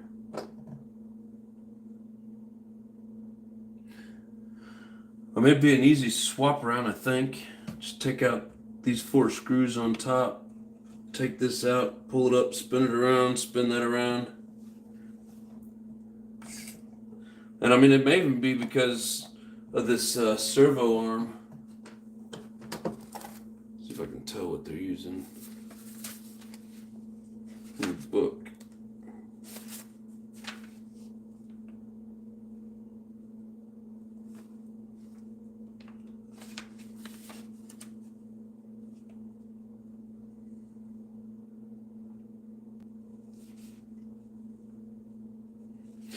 Yeah, it's a different servo arm that he's got on here. He might have like stripped it, and the one thing he had was this big long one and spun it around so it wouldn't hit the air filter is an assumption. I don't really know.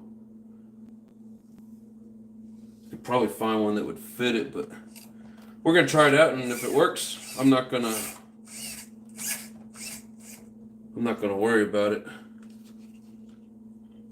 But thanks for pointing that out. I don't think I would have ever even noticed. Not until something goes wrong, and then I gotta tear it apart and check it out.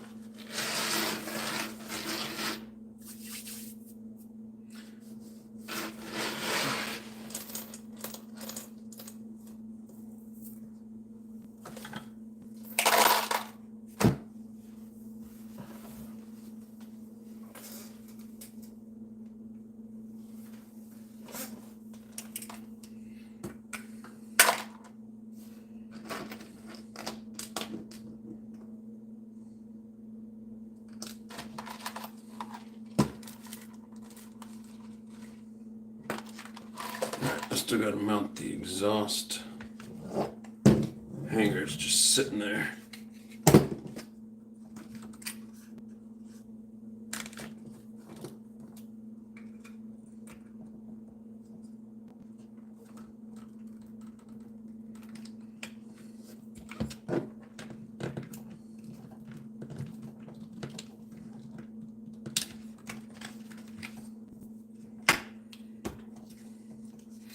Doesn't seem to want to get tight on it though.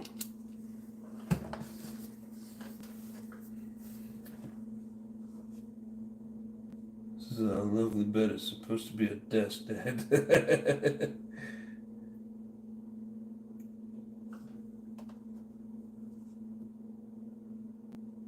Like throwing it together and using the instructions to figure out why it won't work. Yep.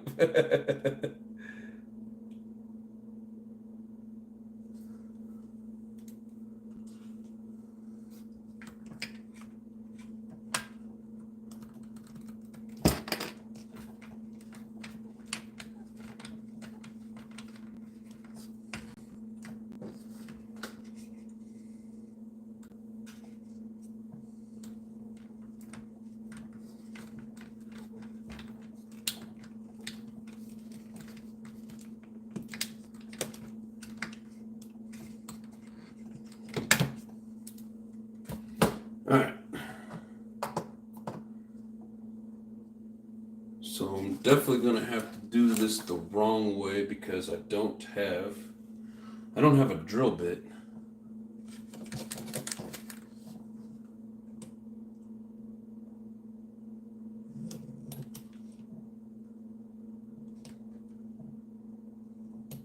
Should probably get one though.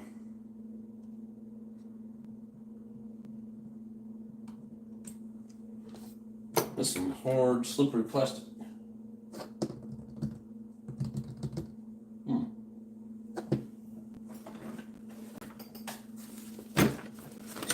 I got another bag of tools. I think there's any drill bits in here. Yeah, see, I've got some cheesy Allen wrenches, but... Ooh. What do you know?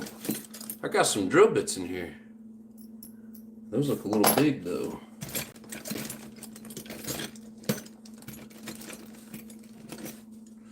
That one looks really big.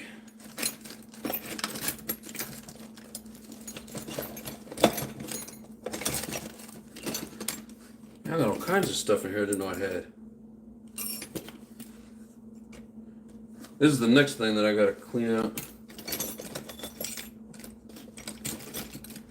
These things kind of become a catch-all. Ooh, didn't know I had another one of those.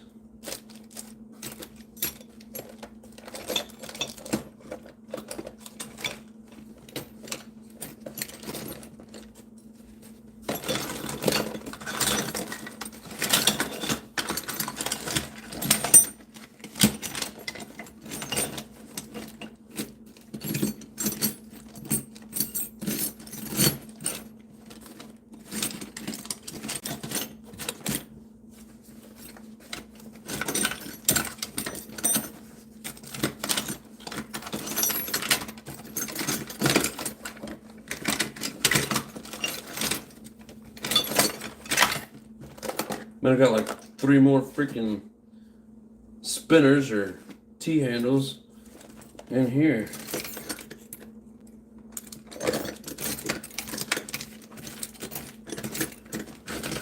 Oh, I was hoping to find a drill bit that's a little bit smaller. Yeah, there's some surprises in there, that's for sure. Electrician with a hammer, watch out. We use hammers a lot. Especially when the carpenters cover up our shit and tell us they don't know what happened. Well, I'm gonna find out for you. And then they say no. Now, true story though, I was doing a Walgreens and there was a wall that had like 9 or 10 receptacles, little data ports, stuff like that. And the sheetrocker just covered the whole wall. And I called him over there and I was like, where's my stuff? And he was like, oh, I don't know. And I pulled my hammer out of my pouch and I said, okay, I'll find it. And I reared back and he goes, no, no, no, no. Yeah, good times. We will find our shit one way or the other.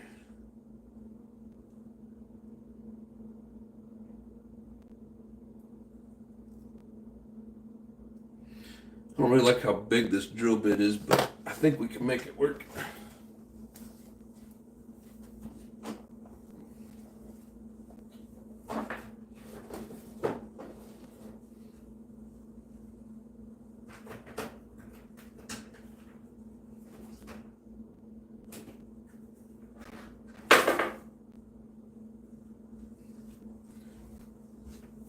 Here I got a bucket of goodies here.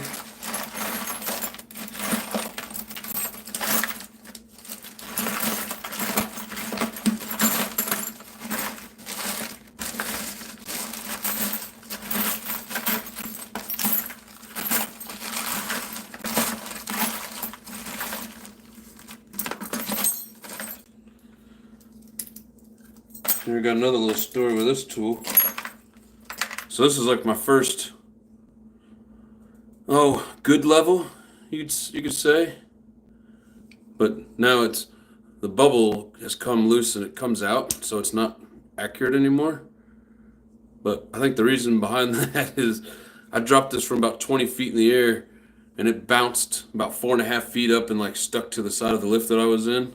These things bounce really well. It may not work very good afterwards, but they bounce.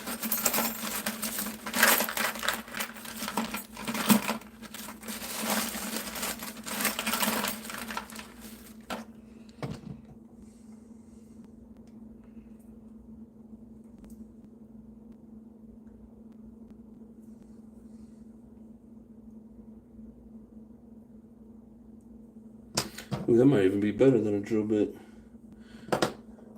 Yeah.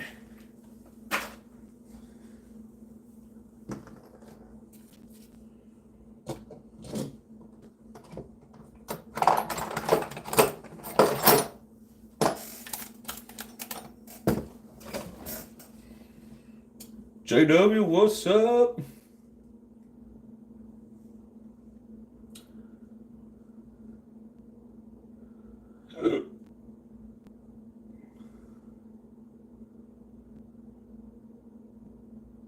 What are you talking about, JP? What did I miss?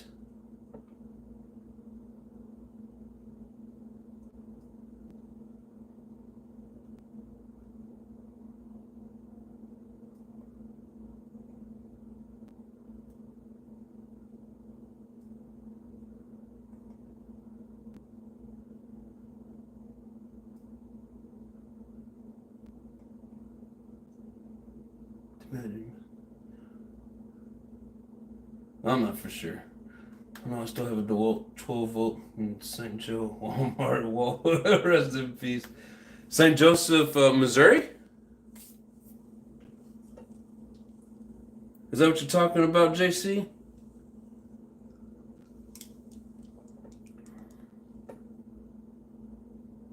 I don't know if you guys didn't know, but JP, yeah, that guy's legendary, total badass.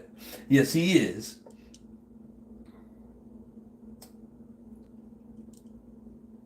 You missed what, Jay's live? It was a good one. He didn't fart in this one, though. He fired up that badass MGT.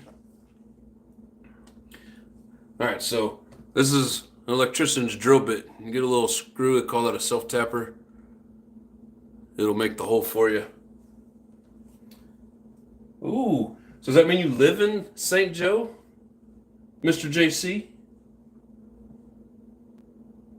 Say it ain't so.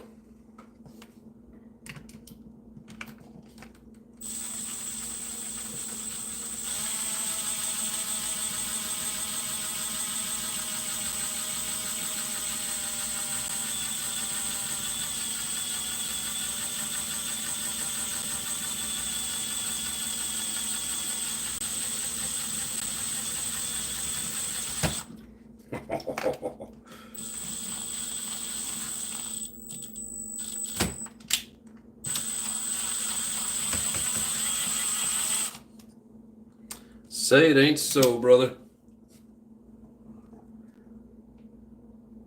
Because we might have to hook up some point and run some shit when I'm at home.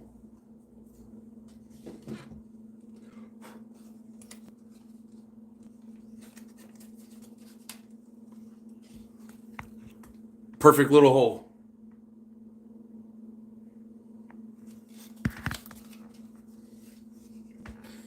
Who needs a drill bit?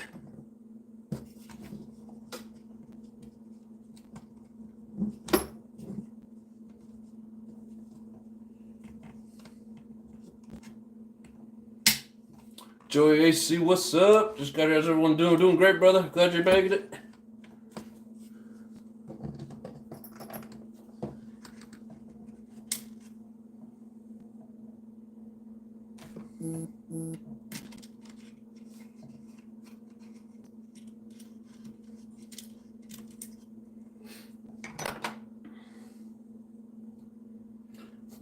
Southeast Kansas kid was in construction that built most of the Walmart. Nice. Walmart's never. I've never done the Walmart. I've done plenty of other things, but not Walmart. I've done a lot of Walgreens. Where did it go? Well, hell yeah, that's cool. If you want some time, we'll have to hook up. Go run some RCs.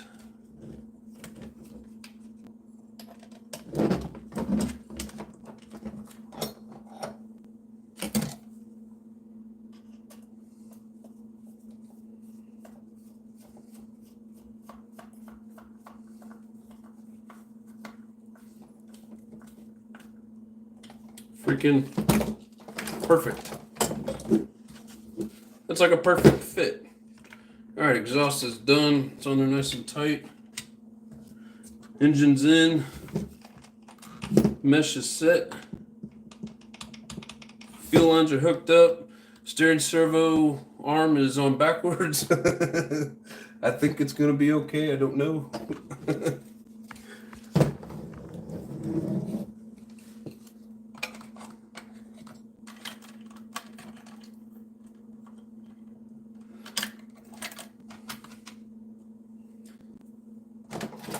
So I won't run this. This will just be for testing. I got a... oh, it's got to go through the bottom. Oh, that sucks. No. No. I don't like that. No. Damn it, Kyosho. Why? You gotta fight it every single time to get the battery in there. No.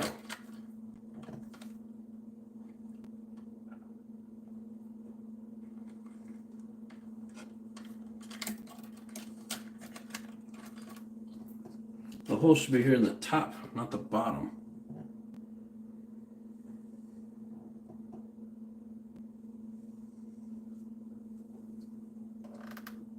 No, not one torque wrench like a pro.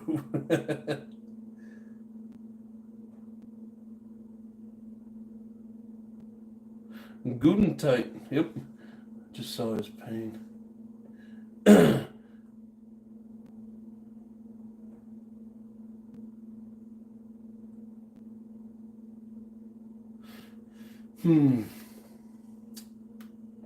Hell yeah. Appreciate everybody hanging out with us tonight. How do I want to do this battery thing? Man, the hole should be right here, so I can just feed it through, tie into there. That's the way it should be. Why isn't it that way?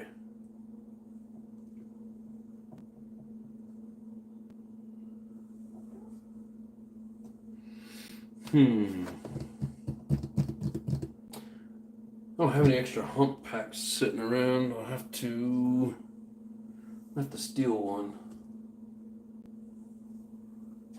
But like, why is there a hole up top here if there's no way to get from this battery box over there? I don't get it.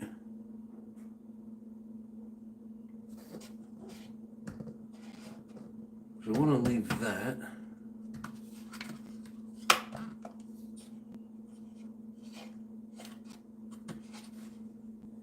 Because this doesn't just come out by itself, like it's all tied to this plate. I have to take the screws out and slide it out, and like, I don't want to do that.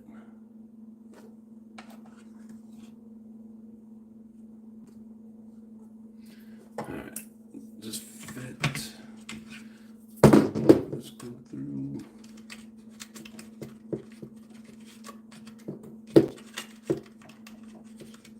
Okay, we'll pretend like this is the battery that we're using. Let's see what's going to work for us. What the hell is in the way?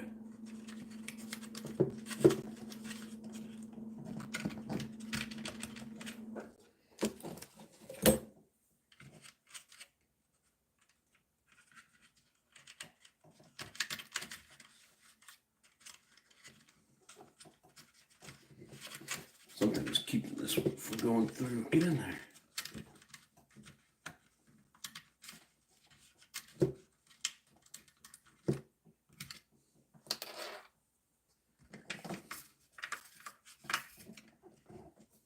There's nothing in the way.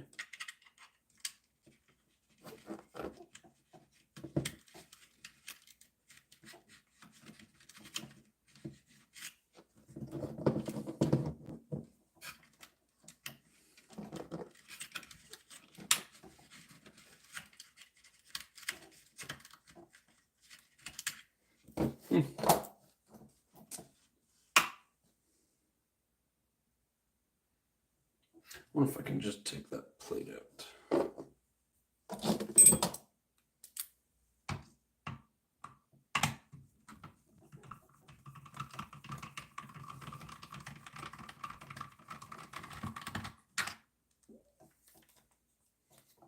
Nick B, what's going on, brother? How you doing?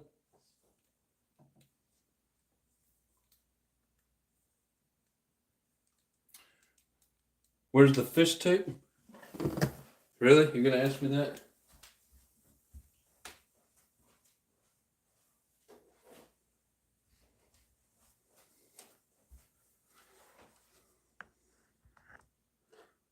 Here's the fish tape with the little hook at the end. This one is 240 foot. It says it right there, fish tape.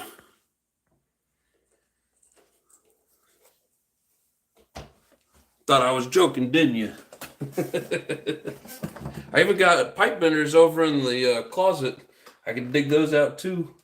MP10, I detached the radio tray from the bottom screws. Or should I say the MP10s? You mean you took the bottom screws that would hold it down to the chassis? You took those out?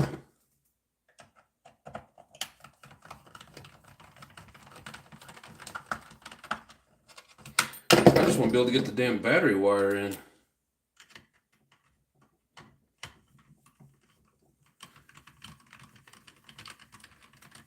I guess with a lot of the kit racers, you got to take screws out to get the to change your battery, so wouldn't be any different messing with this guy. Just hoping this here does it. Take out these 4 screws and I should be able to get to it. Come on. Yeah, get out of there.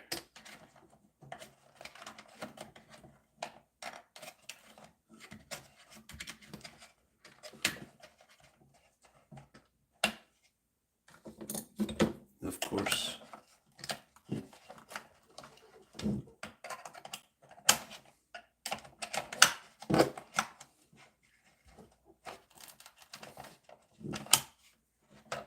It's caught under this lip. Damn it, it's always something.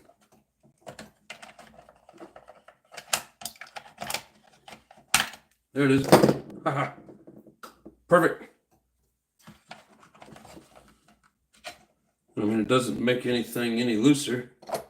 So again, I'll run a hump pack in it. I won't run this. This is just to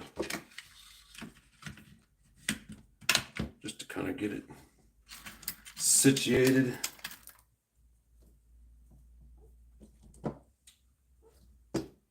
And I think I do have a Kyosho receiver and radio for it somewhere. Not for sure where the receiver's at, but anyways, just for testing purposes, we'll put one of these fly skies in.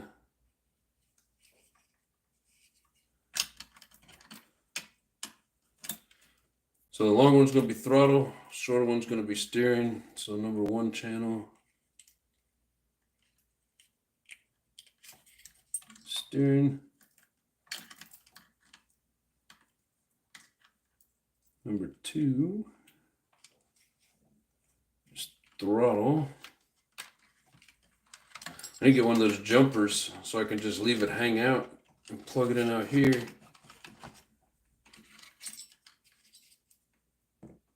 Then I just put the hump pack in here, put that plate back in, and then when I want to charge it, just have to set the car there next to it and not worry about taking it all out. Just open the lid and pull this out.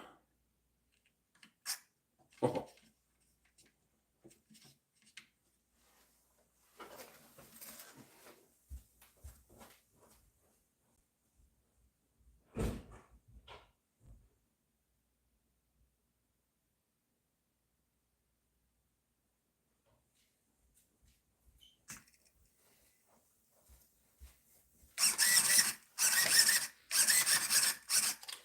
Yeah, I'm definitely going to have that plate in there because I think that's what helps hold it down.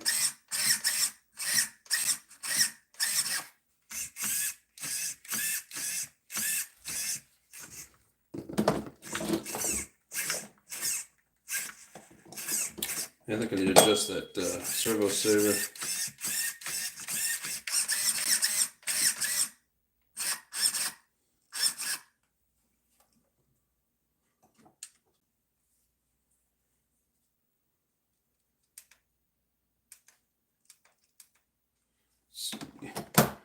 So this needs to be.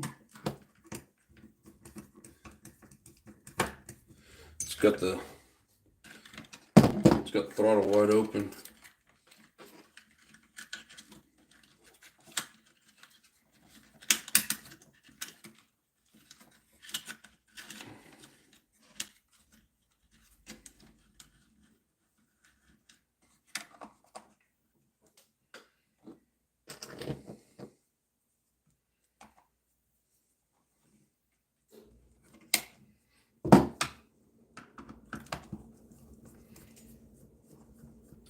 Make those jumpers out of an old on-off switch. I'm gonna have to try that. Like dip switches. Yeah, the main power switch.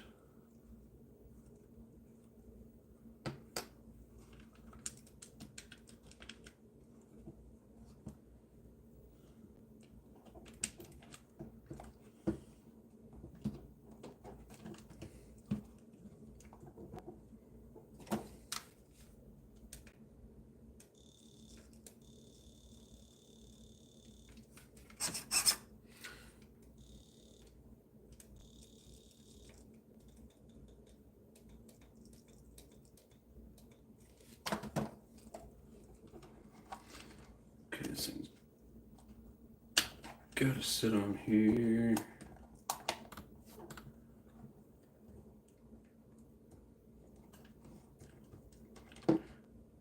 You know what?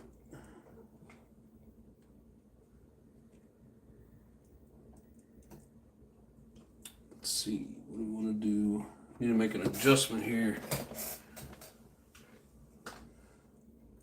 It doesn't seem like it wants to. I'm gonna find it that way. Yeah, that's too tight, locks in the brakes.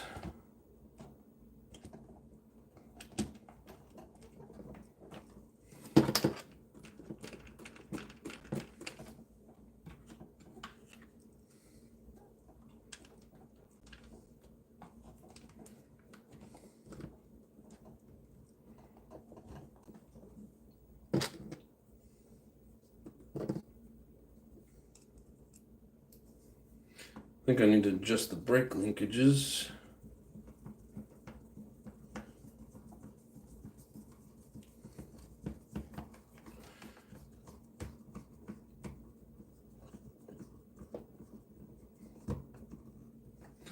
Either that or something within this.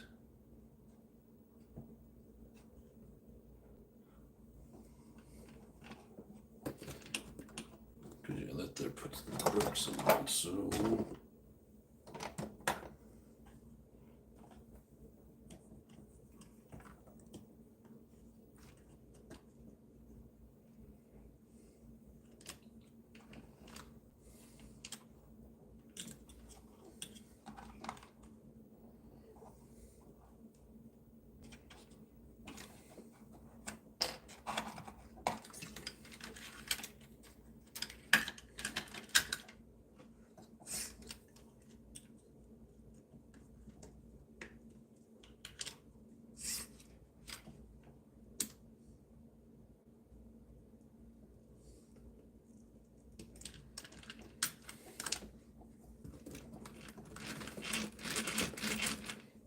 Okay. So is it still good enough to have brakes?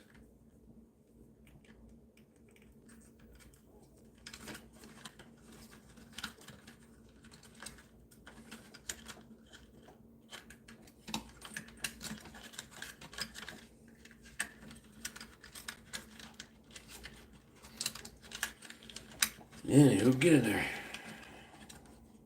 Get out there.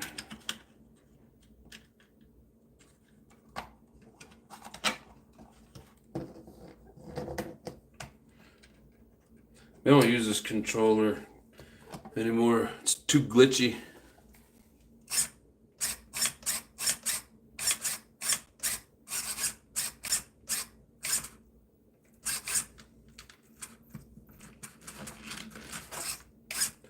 Yeah, see there, I'm holding it full throttle.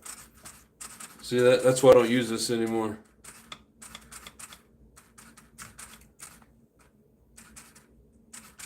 All I'm doing is just holding it steady.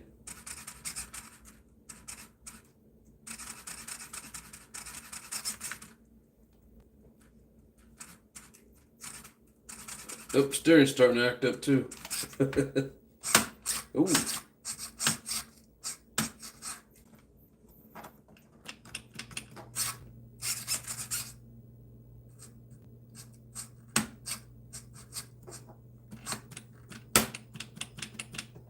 That's too much.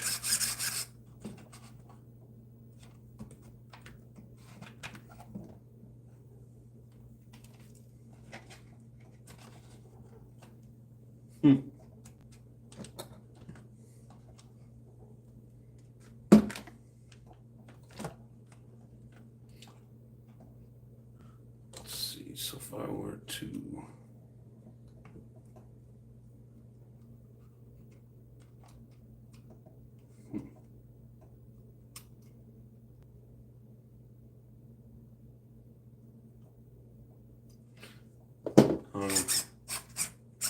make some kind of adjustment here.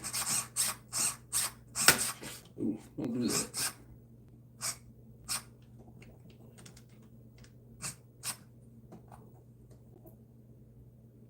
Okay, so that's not right.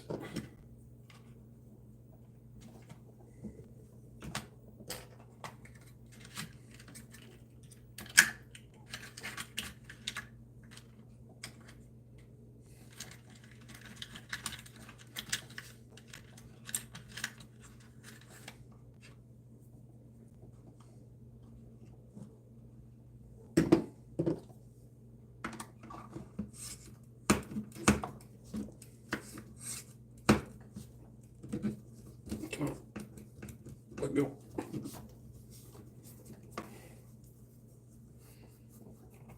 Everything's just set correctly. I don't think so, because it's all right. Should be on the outside from the horn. Yeah, the throttle linkage is on the outside of the horn. Is that what you're saying?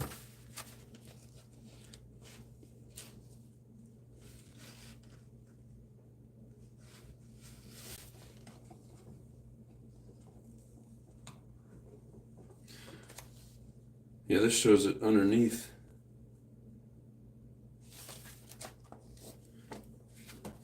All right, let's see here. What do we got?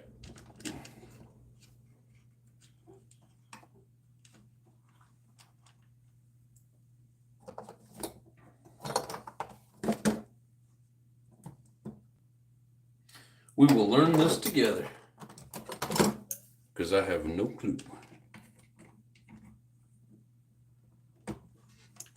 All right, but it does show this on the bottom.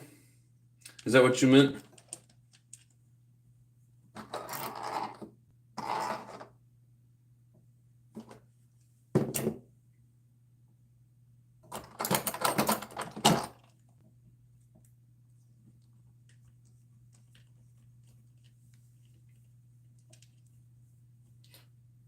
It should be straight 90 degree from the car. Yes, it pretty much is.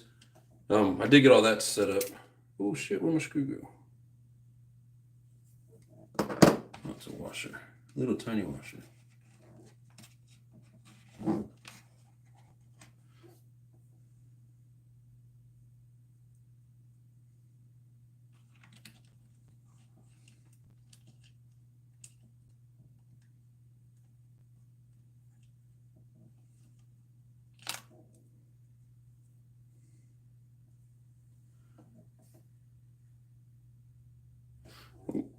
So directions show this thing flipped around.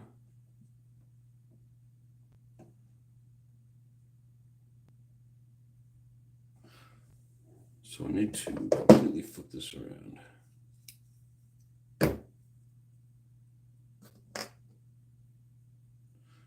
Because it shows it like this, but the head of the screw goes there, so it flips like that.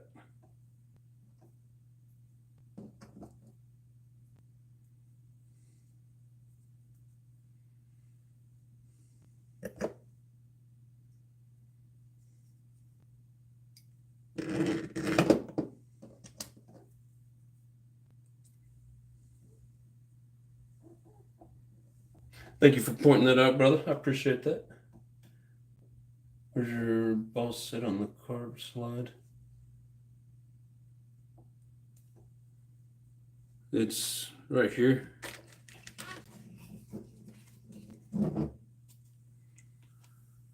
Can you see that? Can't see it from my angle. How about, there you go, you see it?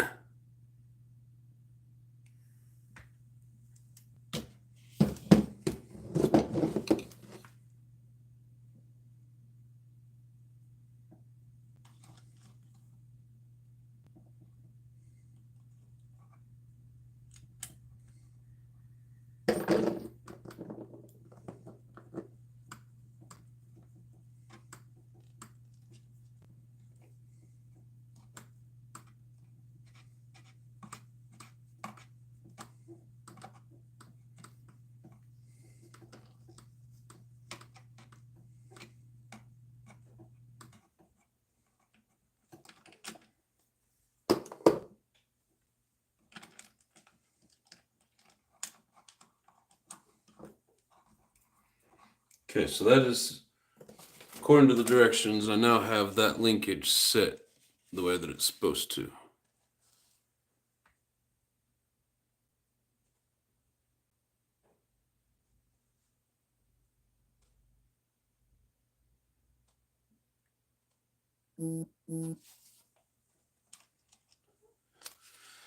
Let's see here.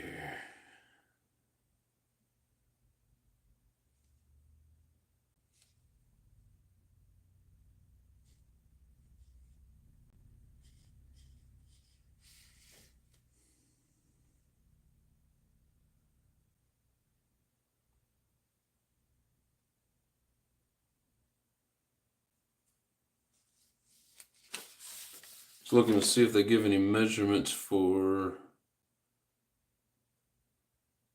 how you're supposed to set things.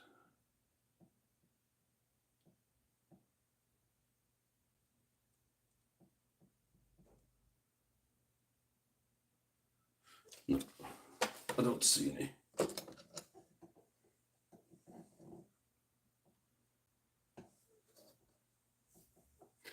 Let's see. You're binding your carb slide.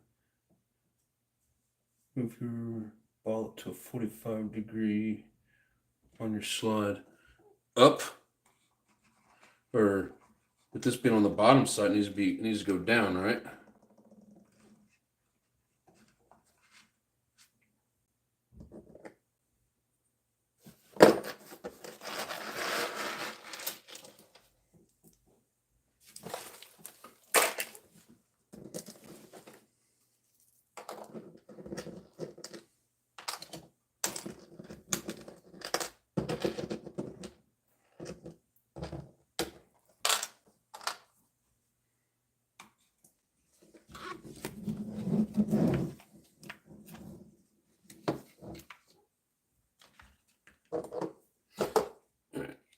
So I gotta loosen the carburetor to turn it a little bit so I can get the driver into.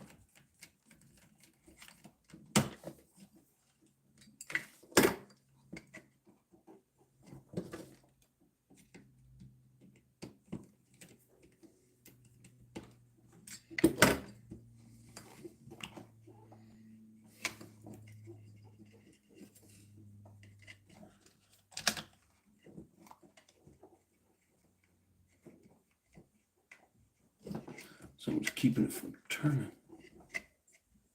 What is it?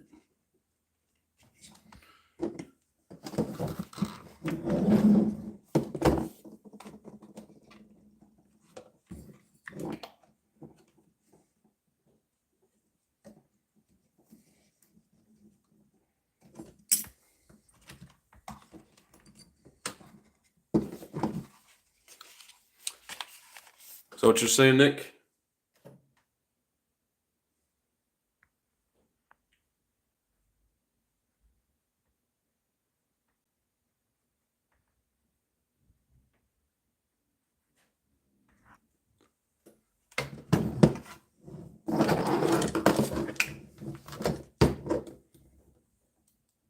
Up, not down. Well, it tells me to put the ball end like on the underside of that horn. If I put it up, it's not going to line up properly, though, right? So the directions show to put this on the underneath side. So if I turn that ball up, it's going to angle that arm upwards, and it's going to bind it, right?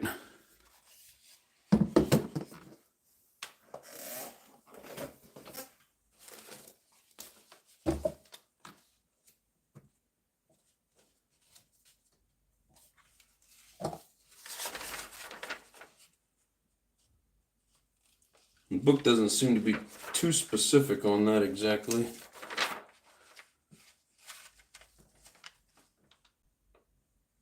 But am I way off on what I'm thinking?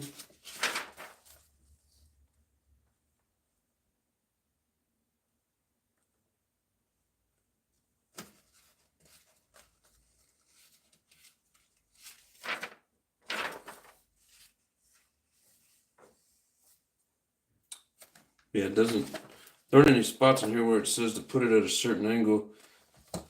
They kind of show it. They kind of show it angled down a little bit. I don't know how you guys can see that. Let's see. No, rod from servo is on the top. The ball's at a 45 degree. The carb. You talking about this here?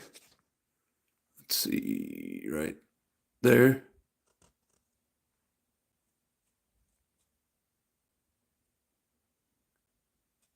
Because they show it on the bottom of that servo horn. Which it was on top. I decided to look at the book and try to set it up like it was showing. And that's the problem. Book isn't helpful. At least I think you see it. I mean, it's the first time I've ever messed with this car, so I'm just trying to do what the book says. But so you're saying put this throttle or this ball in back on top? Because if it works better, I will. That's the way it was, and it was binding up, so I thought maybe I had it in there wrong.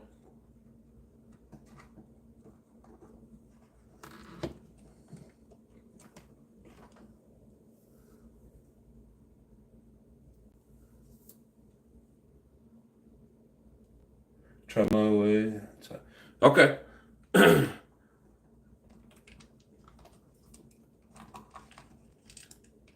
Yeah, that's the way it was, so I thought maybe it was wrong, but we will give her a shot, brother. Appreciate the help.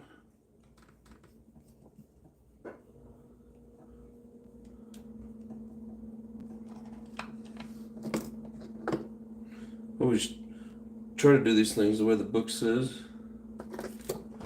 Sometimes it's good and sometimes it's bad.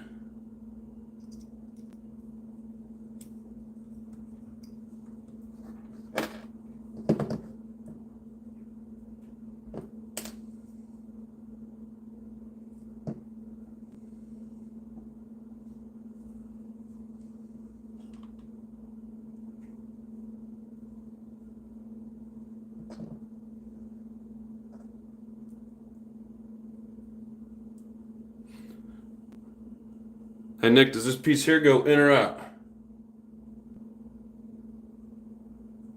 Like this little angle? Does it go towards the horn or away from the horn? Set the rod on top of the servo horn, set the curve. No, I got you, but does it sit on top just like this? Or should it be like this?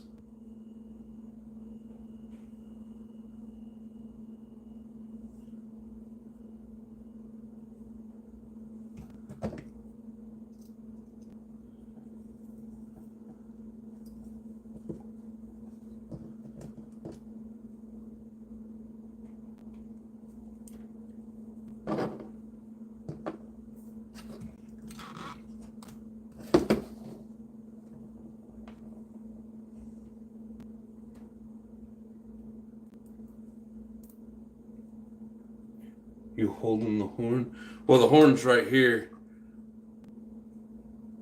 So, I don't know how you can see this. But I'm going to set it on there just like that. Well, the other way. Oh, I lost my washer. Like that. Does it matter?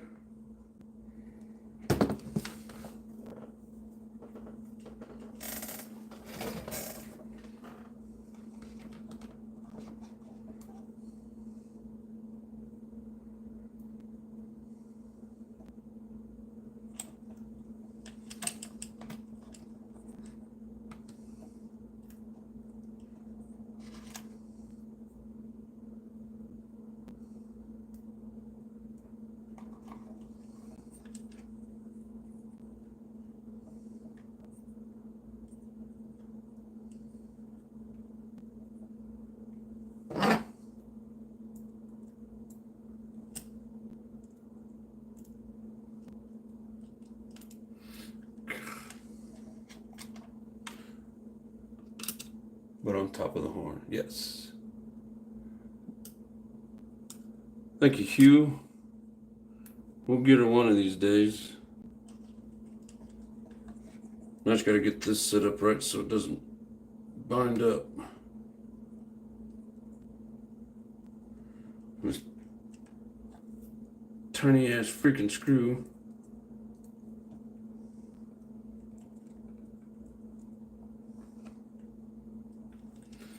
Come on now. So much easier to do it when it was upside down for some reason.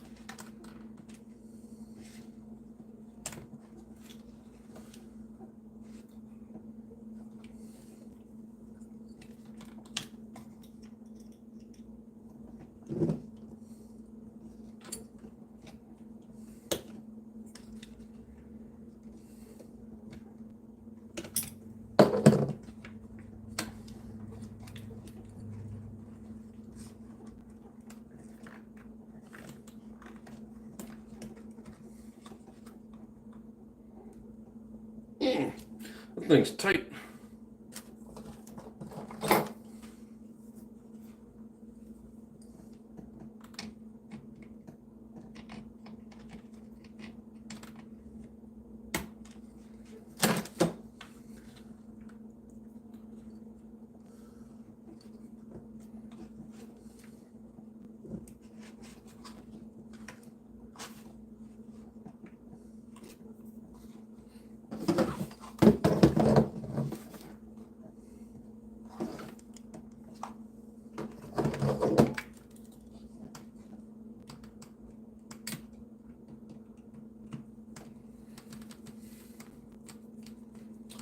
Tension building. Kyosho RA PITA. Pain in the ass to set the linkages so tight and very specific. Well, I'm glad you're here to help. If they can't make a manual and just make the parts catalog, right? Now you see what I'm talking about with your throttle rod and brake rod. Should be parallel. Yes. Yes. I think also, if I don't have them straight, I probably need to adjust these. If you can see what I'm pointing at here, the rods that slide through the brake camber piece, whatever the hell you call it, I don't know. All right. So the next problem I was having. was when it was zeroed out, it was giving me like full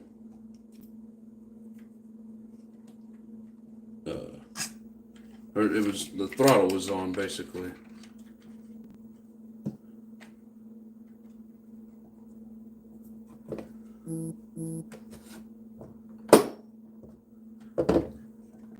So at 0 should be straight.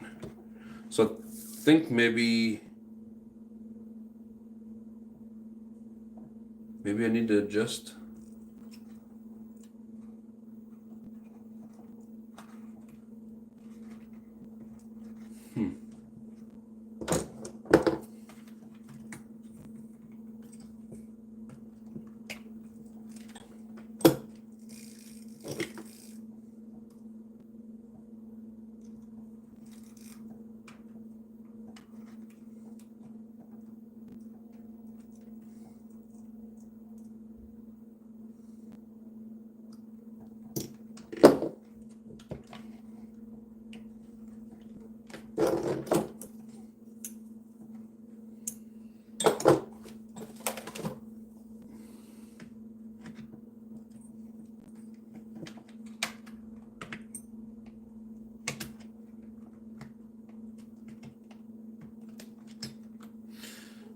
Can't get in there.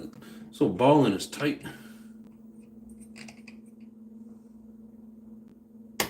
Yeah. See, I think part of my problem was I needed to adjust this so this would set straight and it holds it in. The way I had it set, it was so tight it was pulling it out. Now I'm in neutral position and I mean I could probably, when I get a better controller on here to make a difference as well. This controller's just junk. So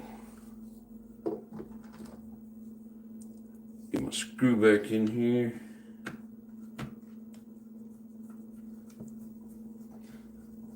Sub trim, yeah, and this isn't the best controller. I mean, you can kind of set things, but my Futaba set things so much better. Because I had the sub trim set at neutral, and it's doing what it's supposed to now. So my endpoint adjustment needs to be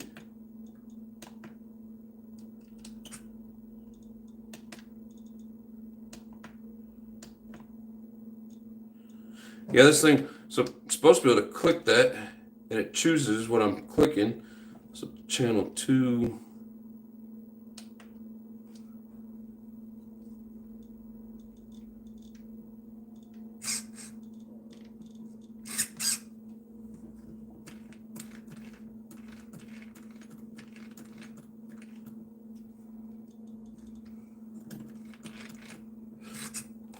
So I think with that being said,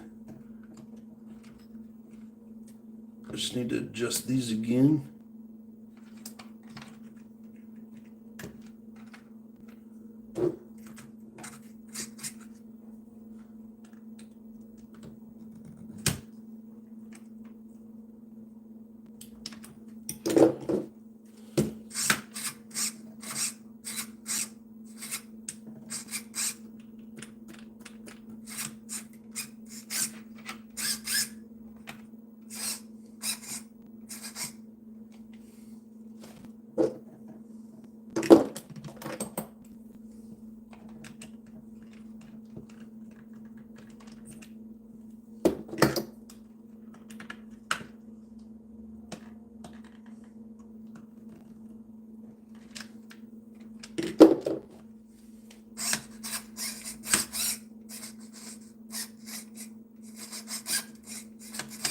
Alright, so yeah, this controller sucks.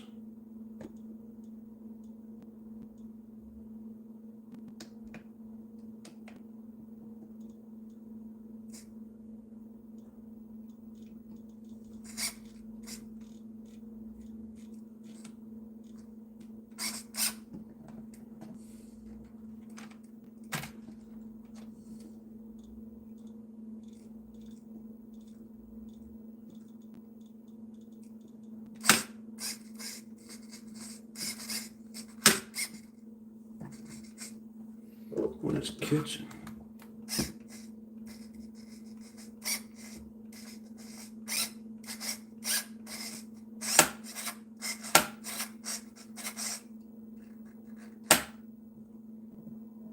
What is doing that?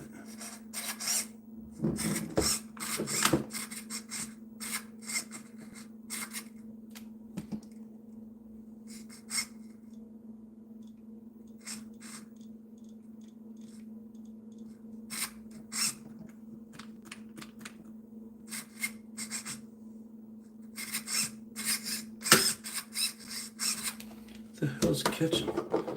Something here's catching.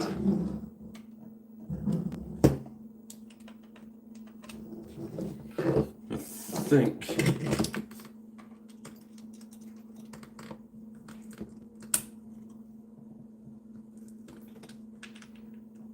I think it's that little grub screw.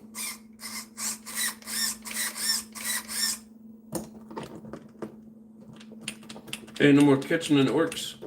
Alright, so the brakes are grabbing a hold like they're supposed to. And then now they're free.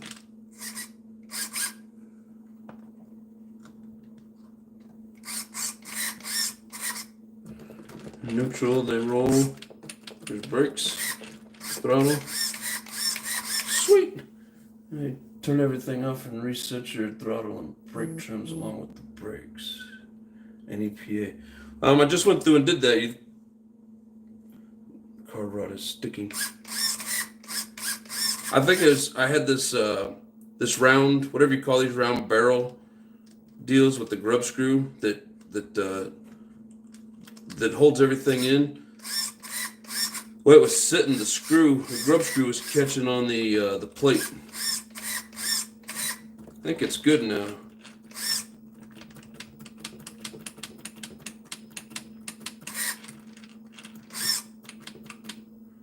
Shady Tree, what's up? Reminds me of Gumball Rally, the first rule of Italian drive. What behind me is not important.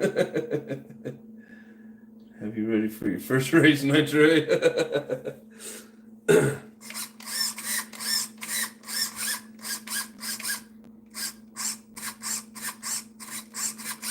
I think it's doing what it's supposed to now. What do you guys think? I mean, there's no more clicking and binding.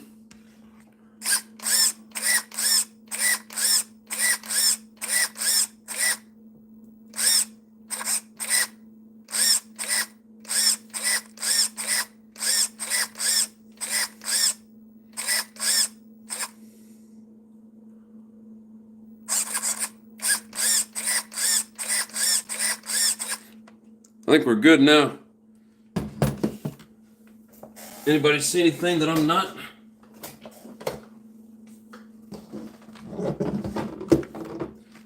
I just need to get a hump pack that'll permanently stay in there. Looks right. Awesome. Glad I finally got something going right here. Looking and sounding good. Yep, no more click clack. We don't need no click clack. Yeah, I'm definitely not going to leave his old AA thing in there. I've got a hump pack somewhere, but I just need to get one that's going to stay, and then all I got to do is just open this up, unplug it, plug it in.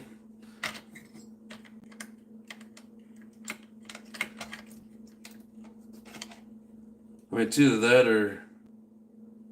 Yeah, I don't want the battery wire hanging out here. I think that's what I'm going to end up doing, is just getting a hump pack, leaving it. When I want to charge it, open this up, unplug it, plug it in, and then when I'm ready to run it, I have to open it, plug it into here, close it back up, ready to go.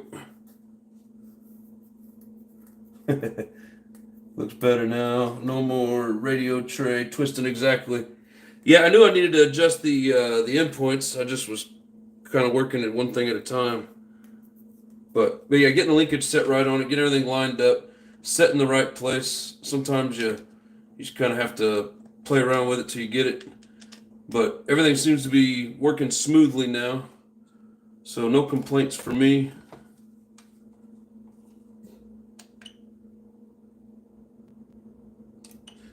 But yeah, this radio was shit. It was good for a while. But yeah, that's why I went with that expensive Futaba. Tired of these cheap radios just shitting out on me. So that's where we're at with that.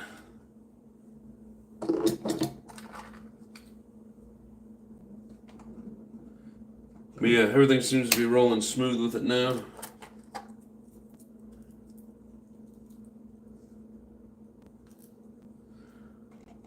Put this piece back in. When I get the hump pack for it, I think I just need to get another one. Stop trying to switch them all around all the time. It's the only bad about having, like Jay, I don't know how in the hell Jay does it. That guy seems to have, like, every one of his RCs run, so it's like, that's a lot of hump packs and controllers and batteries. But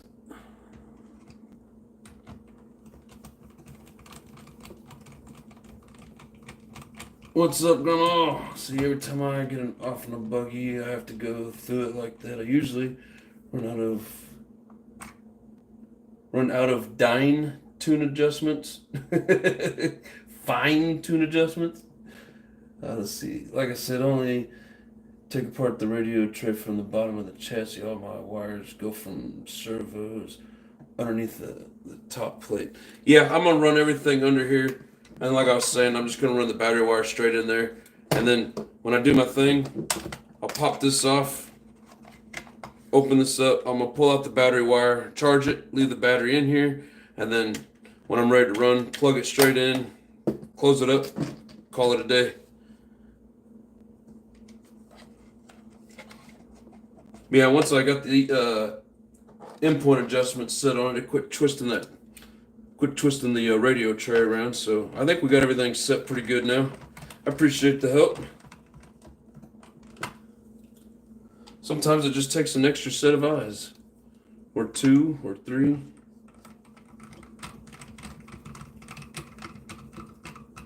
Man, time freaking flies doing these shows. I'm telling you, man, we have so much fun doing this. Next thing you know, it's freaking 9 o'clock. Oh no. But so the buggy is 100% ready. Just got to get a receiver in there, hump pack. Everything else is ready to go.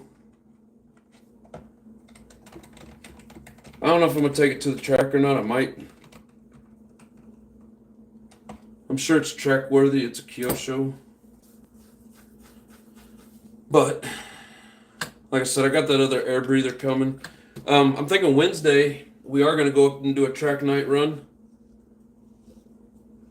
I'll just be running the Mugen.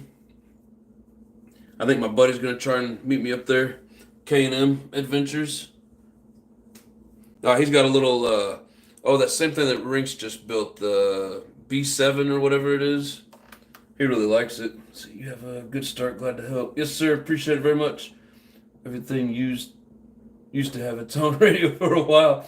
Man, I can't do that. That's just way too many radios. All the radios I got now, I just want to give away or something. There's too many of them. I don't use half of them. I really only want to use the Futaba. It's the only one I trust anymore. Got the RC full drive dozer and track loader. I'm going to try to build my wheel loader. Nice. Hugh says it's 10 here. Well, yeah, you're an hour ahead of me, bro. Yeah, Nick B helped with the hard part. I like to feel like we would have gotten it eventually, but he sure made it a lot faster and easier, so I do appreciate it. There's people still racing the MP9, and they still are fast. Cool. Yeah, this is the MP9 TKI4. I think that's what they call the ready set version. So you're telling me these are race worthy? I mean, I know Kyosho is a good brand, but I also know they have kits and RTRs. We might take it up there and give it a shot.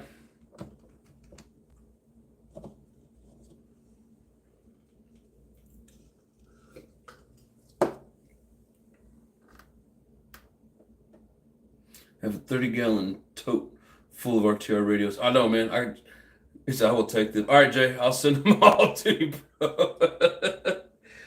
Man, I've got a few of them. If you have too many remotes and receivers, I have a couple of mayhems I can use them for. I will buy them from you if you want. I'd hook you up with something. Kyosho holds more A-main wins than any other company, I think. There's a $70 Futaba and a $1,200 Futaba. Both work, so I like them. Mine was like I think like 250, and then the those receivers are $70 a piece. And then I run a Lifey battery, and that was another $40. So, but I think I'm up to like 5 or 6 actual receivers now. So we're gaining by leaps and bounds. Running it so light and nimble on the track. Hell yeah. Jay says I will use them. $60 shipping order just for old ass remotes. Here you go. But yeah, we'll work something out because I got old HPI remotes. My buggy's running my radio link. I got a radio link that it's glitchy now. I don't use it. I don't use any of my old radios. Only that Futaba. I don't trust them anymore. They're just too glitchy. I have 6 or 9 old AM radios. I have a few, especially with some of these old Savages and stuff I've been buying. I just don't like them. The Baja came with the GT3 and something else I had because I know I got 2. Just let me know. I just need 2 that I can get receivers for. I'll see what I got here. I'm pretty sure I got something for you. So, not a problem. The MVP military carts we build at work run on Radio Link. Oh, nice. Well, analog radios are good here with low interference. Yeah, I mean, I've ran a couple of the AM radios. It seems like in the servos, it's always, just glitching back and forth. Like when I ran that Sin, I ran it with the remote you sent me, and the throttle was real glitchy on it. I put my Futaba in it, and it stopped. So I don't know what the deal is, but I don't get very good signal with it. They claim to get about 1 mile range. Yeah, some of them do, man. Not greedy, spread the remote. Not a problem, bro. See if there's a way we could talk. I'm more than happy with the K car. Often a guy and get you in touch with me, bro. Because yeah, I'd definitely like to talk more. Seem pretty knowledgeable, especially with these Kyoshos. I don't want to get like real big into racing, but I do want to know how, and I do like making sure my shit's set up right. So I'd love to have conversations. Let's see. I started in RC planes. Guess why I like RC nitro trucks? Gravity. Right? But I would appreciate that, Nick. Anybody in here that wants to talk off air. I talk to a bunch of these guys all the time, so the more the merrier. Mr. Nitro, what do you need? For what? I don't. It's just more about making sure I got shit hooked up right. I don't really need anything. I got plenty. I got extra remotes. RCX on my Fiscales. I think the analog stuff depends on the area. And that's probably true, Jay, because it seemed like your shit runs good up there. But anytime I try to run them, they're glitchy. So they're just not for me. He said I run the Fly Sky GT5, but I don't always trust it. I think those GT5s are better than these GT3C.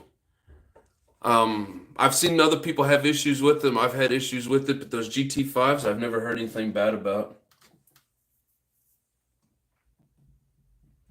You sure we'll get on the same page? Hell yeah. On the same page, in the same page. Often the guy's fat fingering it.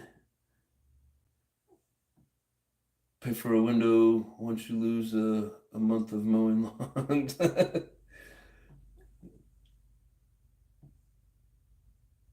He needs that next gallon. Yeah, I need a gallon of nitro. Mold says I got the old JR XS3 Pro. I don't have a receiver. I don't know. Sorry for hijacking the chat earlier. Hey man, thank you. I appreciate it, bro. Because yeah, I was trying to set it up as the book, and it wasn't working out so well. So appreciate it, man. No worries at all. We live in the sticks. Yeah, you probably don't have any kind of interference out there, brother. I mean, you had extra remotes. You're right. There's hacks for the Fly Sky Radio. Oh shit! Start getting into hacks, I'll just mess them up. Yeah, the 5S are way better. Now you were fun to watch, Nick. Hell yeah, it gave all kinds of good, helpful information. Have a good night. Thanks, sir. You too. Thanks for coming back and hanging out with us. We appreciate it. Battery hog, and when they get little weird things happen. Yeah. Experience is nice in all realms. Oh yeah. I once spent $1,500 on a plane and sent it out to sea.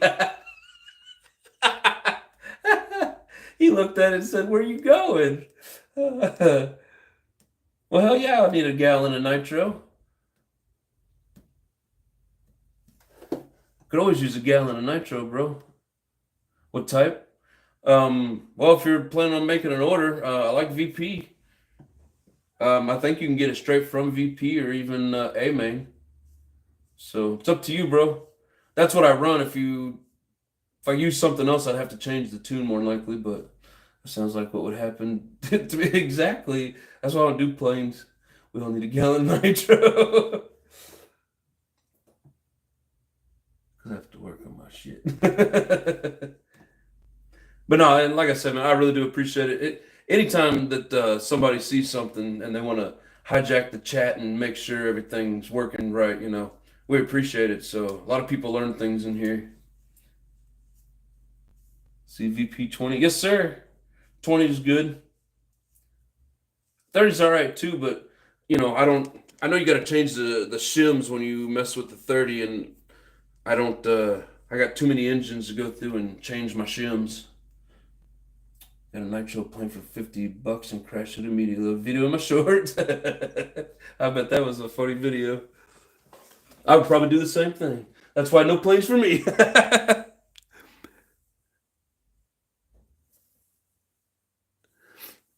Years back, a buddy of mine got his son, who was only like 5 or 6, and we couldn't figure out why in the hell he did this. But he bought one of those, like a $350 plane, and I think the remote control itself was $500. That thing took off and crashed and broke into a bunch of pieces, and that was the end of that. Yes, sir, off the guy. We all work together. Let's see. OS engines still work though. Them OS engines are badass. That plus the government shitting cannon on planes. Yeah, you guys got rid of your dictators, so hopefully things get better for you. What's up, big boys? I never pull shims to run 30%. We don't pull them, we add them. Just chat, you bring knowledge. I don't bring knowledge. I just work on shit, mess it up, and then everybody's like, "Oh no, he's messing it up," and then they bring the knowledge. So that's right. That's what we're here to do. Always wanted a drone, but I see that going bad too. Oh yeah, yeah. I got a little cheap one, and you guys see me crash it a few times. So I'll end up in your address because I don't save address. Yeah, not a problem, man. I do appreciate that, bro. Thank you very much. That's awesome, my friend. Want a drone, but I have too many hobbies now. Yes. There's some really cool planes out there, but also my problem is I have astigmatism in my eyes, and my eyes are light colored, so light. I'm real sensitive to light, and looking up in the sky, even when there's cloud cover. I mean, it doesn't matter. I'm not talking about looking directly in the sun, just looking up in the sky. It hurts my eyes. So to sit there and try to watch a plane fly around in the sky, it's not really for me. But they are cool. I like watching on TV and stuff. I like watching people mess around with the helicopters and stuff too. But yeah, I can't watch planes fly back and forth and just look up in the sky. Gives me a headache.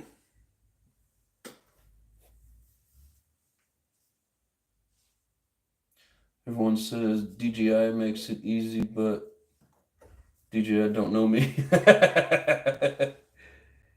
Add shim to 30%. Makes a world of difference, man. No joke. Tune the window better, too.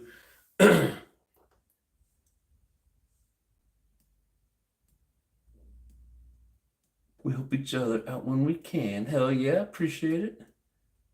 When we can. Play with cheap quadcopters, get it right. DJI first flight goes off into only lake in 50 miles. Yep. In Canada, you need to log a flight plane to fly RC plane. That's so stupid. Canada's got a rule for everything to mess everything up. I'm kind of glad that I don't live in Canada. Nothing against the Canadians. You guys are all cool, but some of your rules up there are just ridiculous. To me, hobbies is never a problem. No, but the money to supply those hobbies is a problem. Like watching submarine racing on video.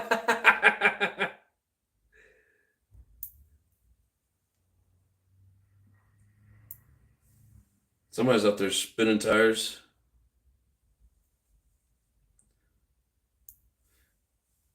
Anyways, let's see. All right. Take it easy, brother. I started with model rockets as a kid. I always thought the rockets were kind of cool, but I've never, we were poor as a kid. I never got anything cool. And then when I got older, I somehow got into RCs. I don't even know, but it wasn't any of the aerial stuff. Chris says, I'm back. How you doing, bro? We pretty much got everything set up on this, ready to go. Got some track tires to throw on it. But got another air filter coming in. I don't know when it's going to be here. Hopefully tomorrow or Wednesday.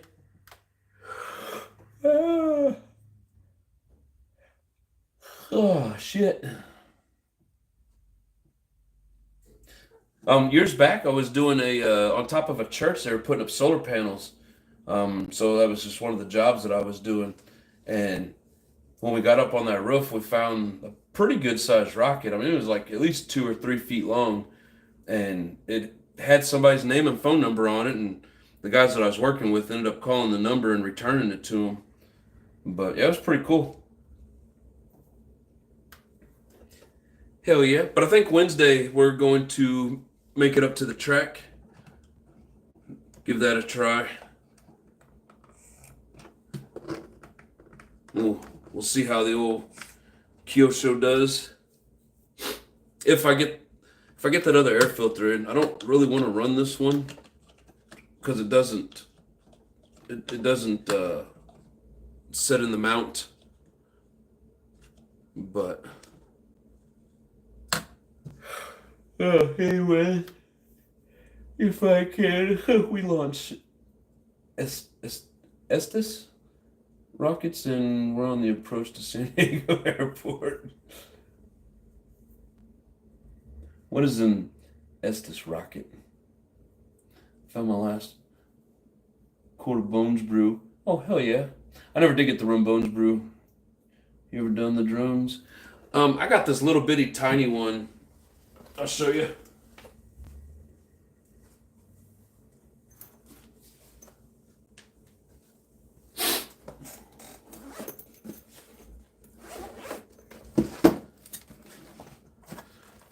It's just a little cheap thing. It runs for about 5 minutes or so, and then the batteries go dead. But it's a good little starter copter. Just to learn how to control things.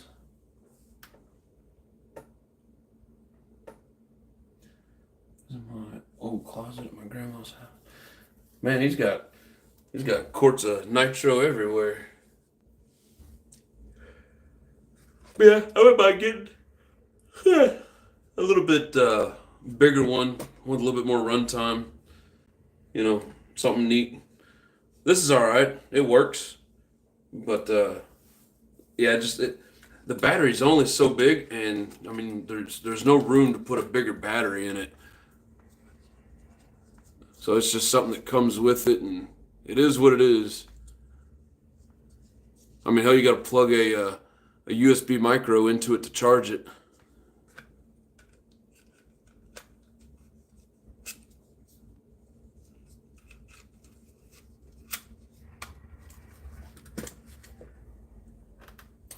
When you're in the live, shoot me your address, brother. I will do, sir. Thank you. I was looking into getting the DJI Mini 3. Ooh, those are nice too. DJI, I hear, have really good product. I've never had them, but one of my lives that I did last summer, some people in here would remember this. A guy showed up and he had a nice, probably about $1,000 DJI, and I don't know what numbers it was.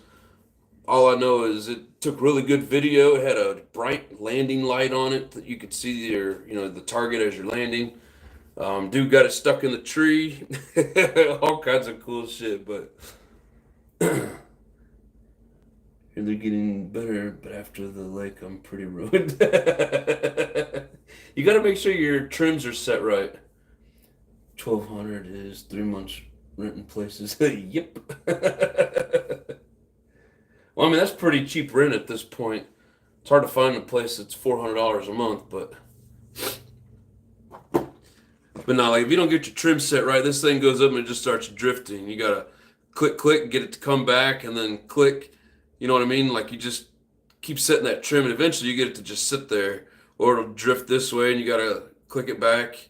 Whatever the case is. But once you find that trim, they're pretty cool. My bus has a Maverick too. It's pretty cool and easy to fly. Hell yeah. Cool Love Nitro Addy. Have a good night, everyone. Thank you, sir. I do appreciate it. Yeah, we're about to wrap this up. It's 9:15. I'm getting old. It's my bedtime. So, but man, I appreciate everybody being here. I appreciate the help from each and every one of you. Thank you very much, guys. Join me again tomorrow night. We got some more shit going down. Wednesday, we're going to be running at the track. So, same place, same time. Much love and peace.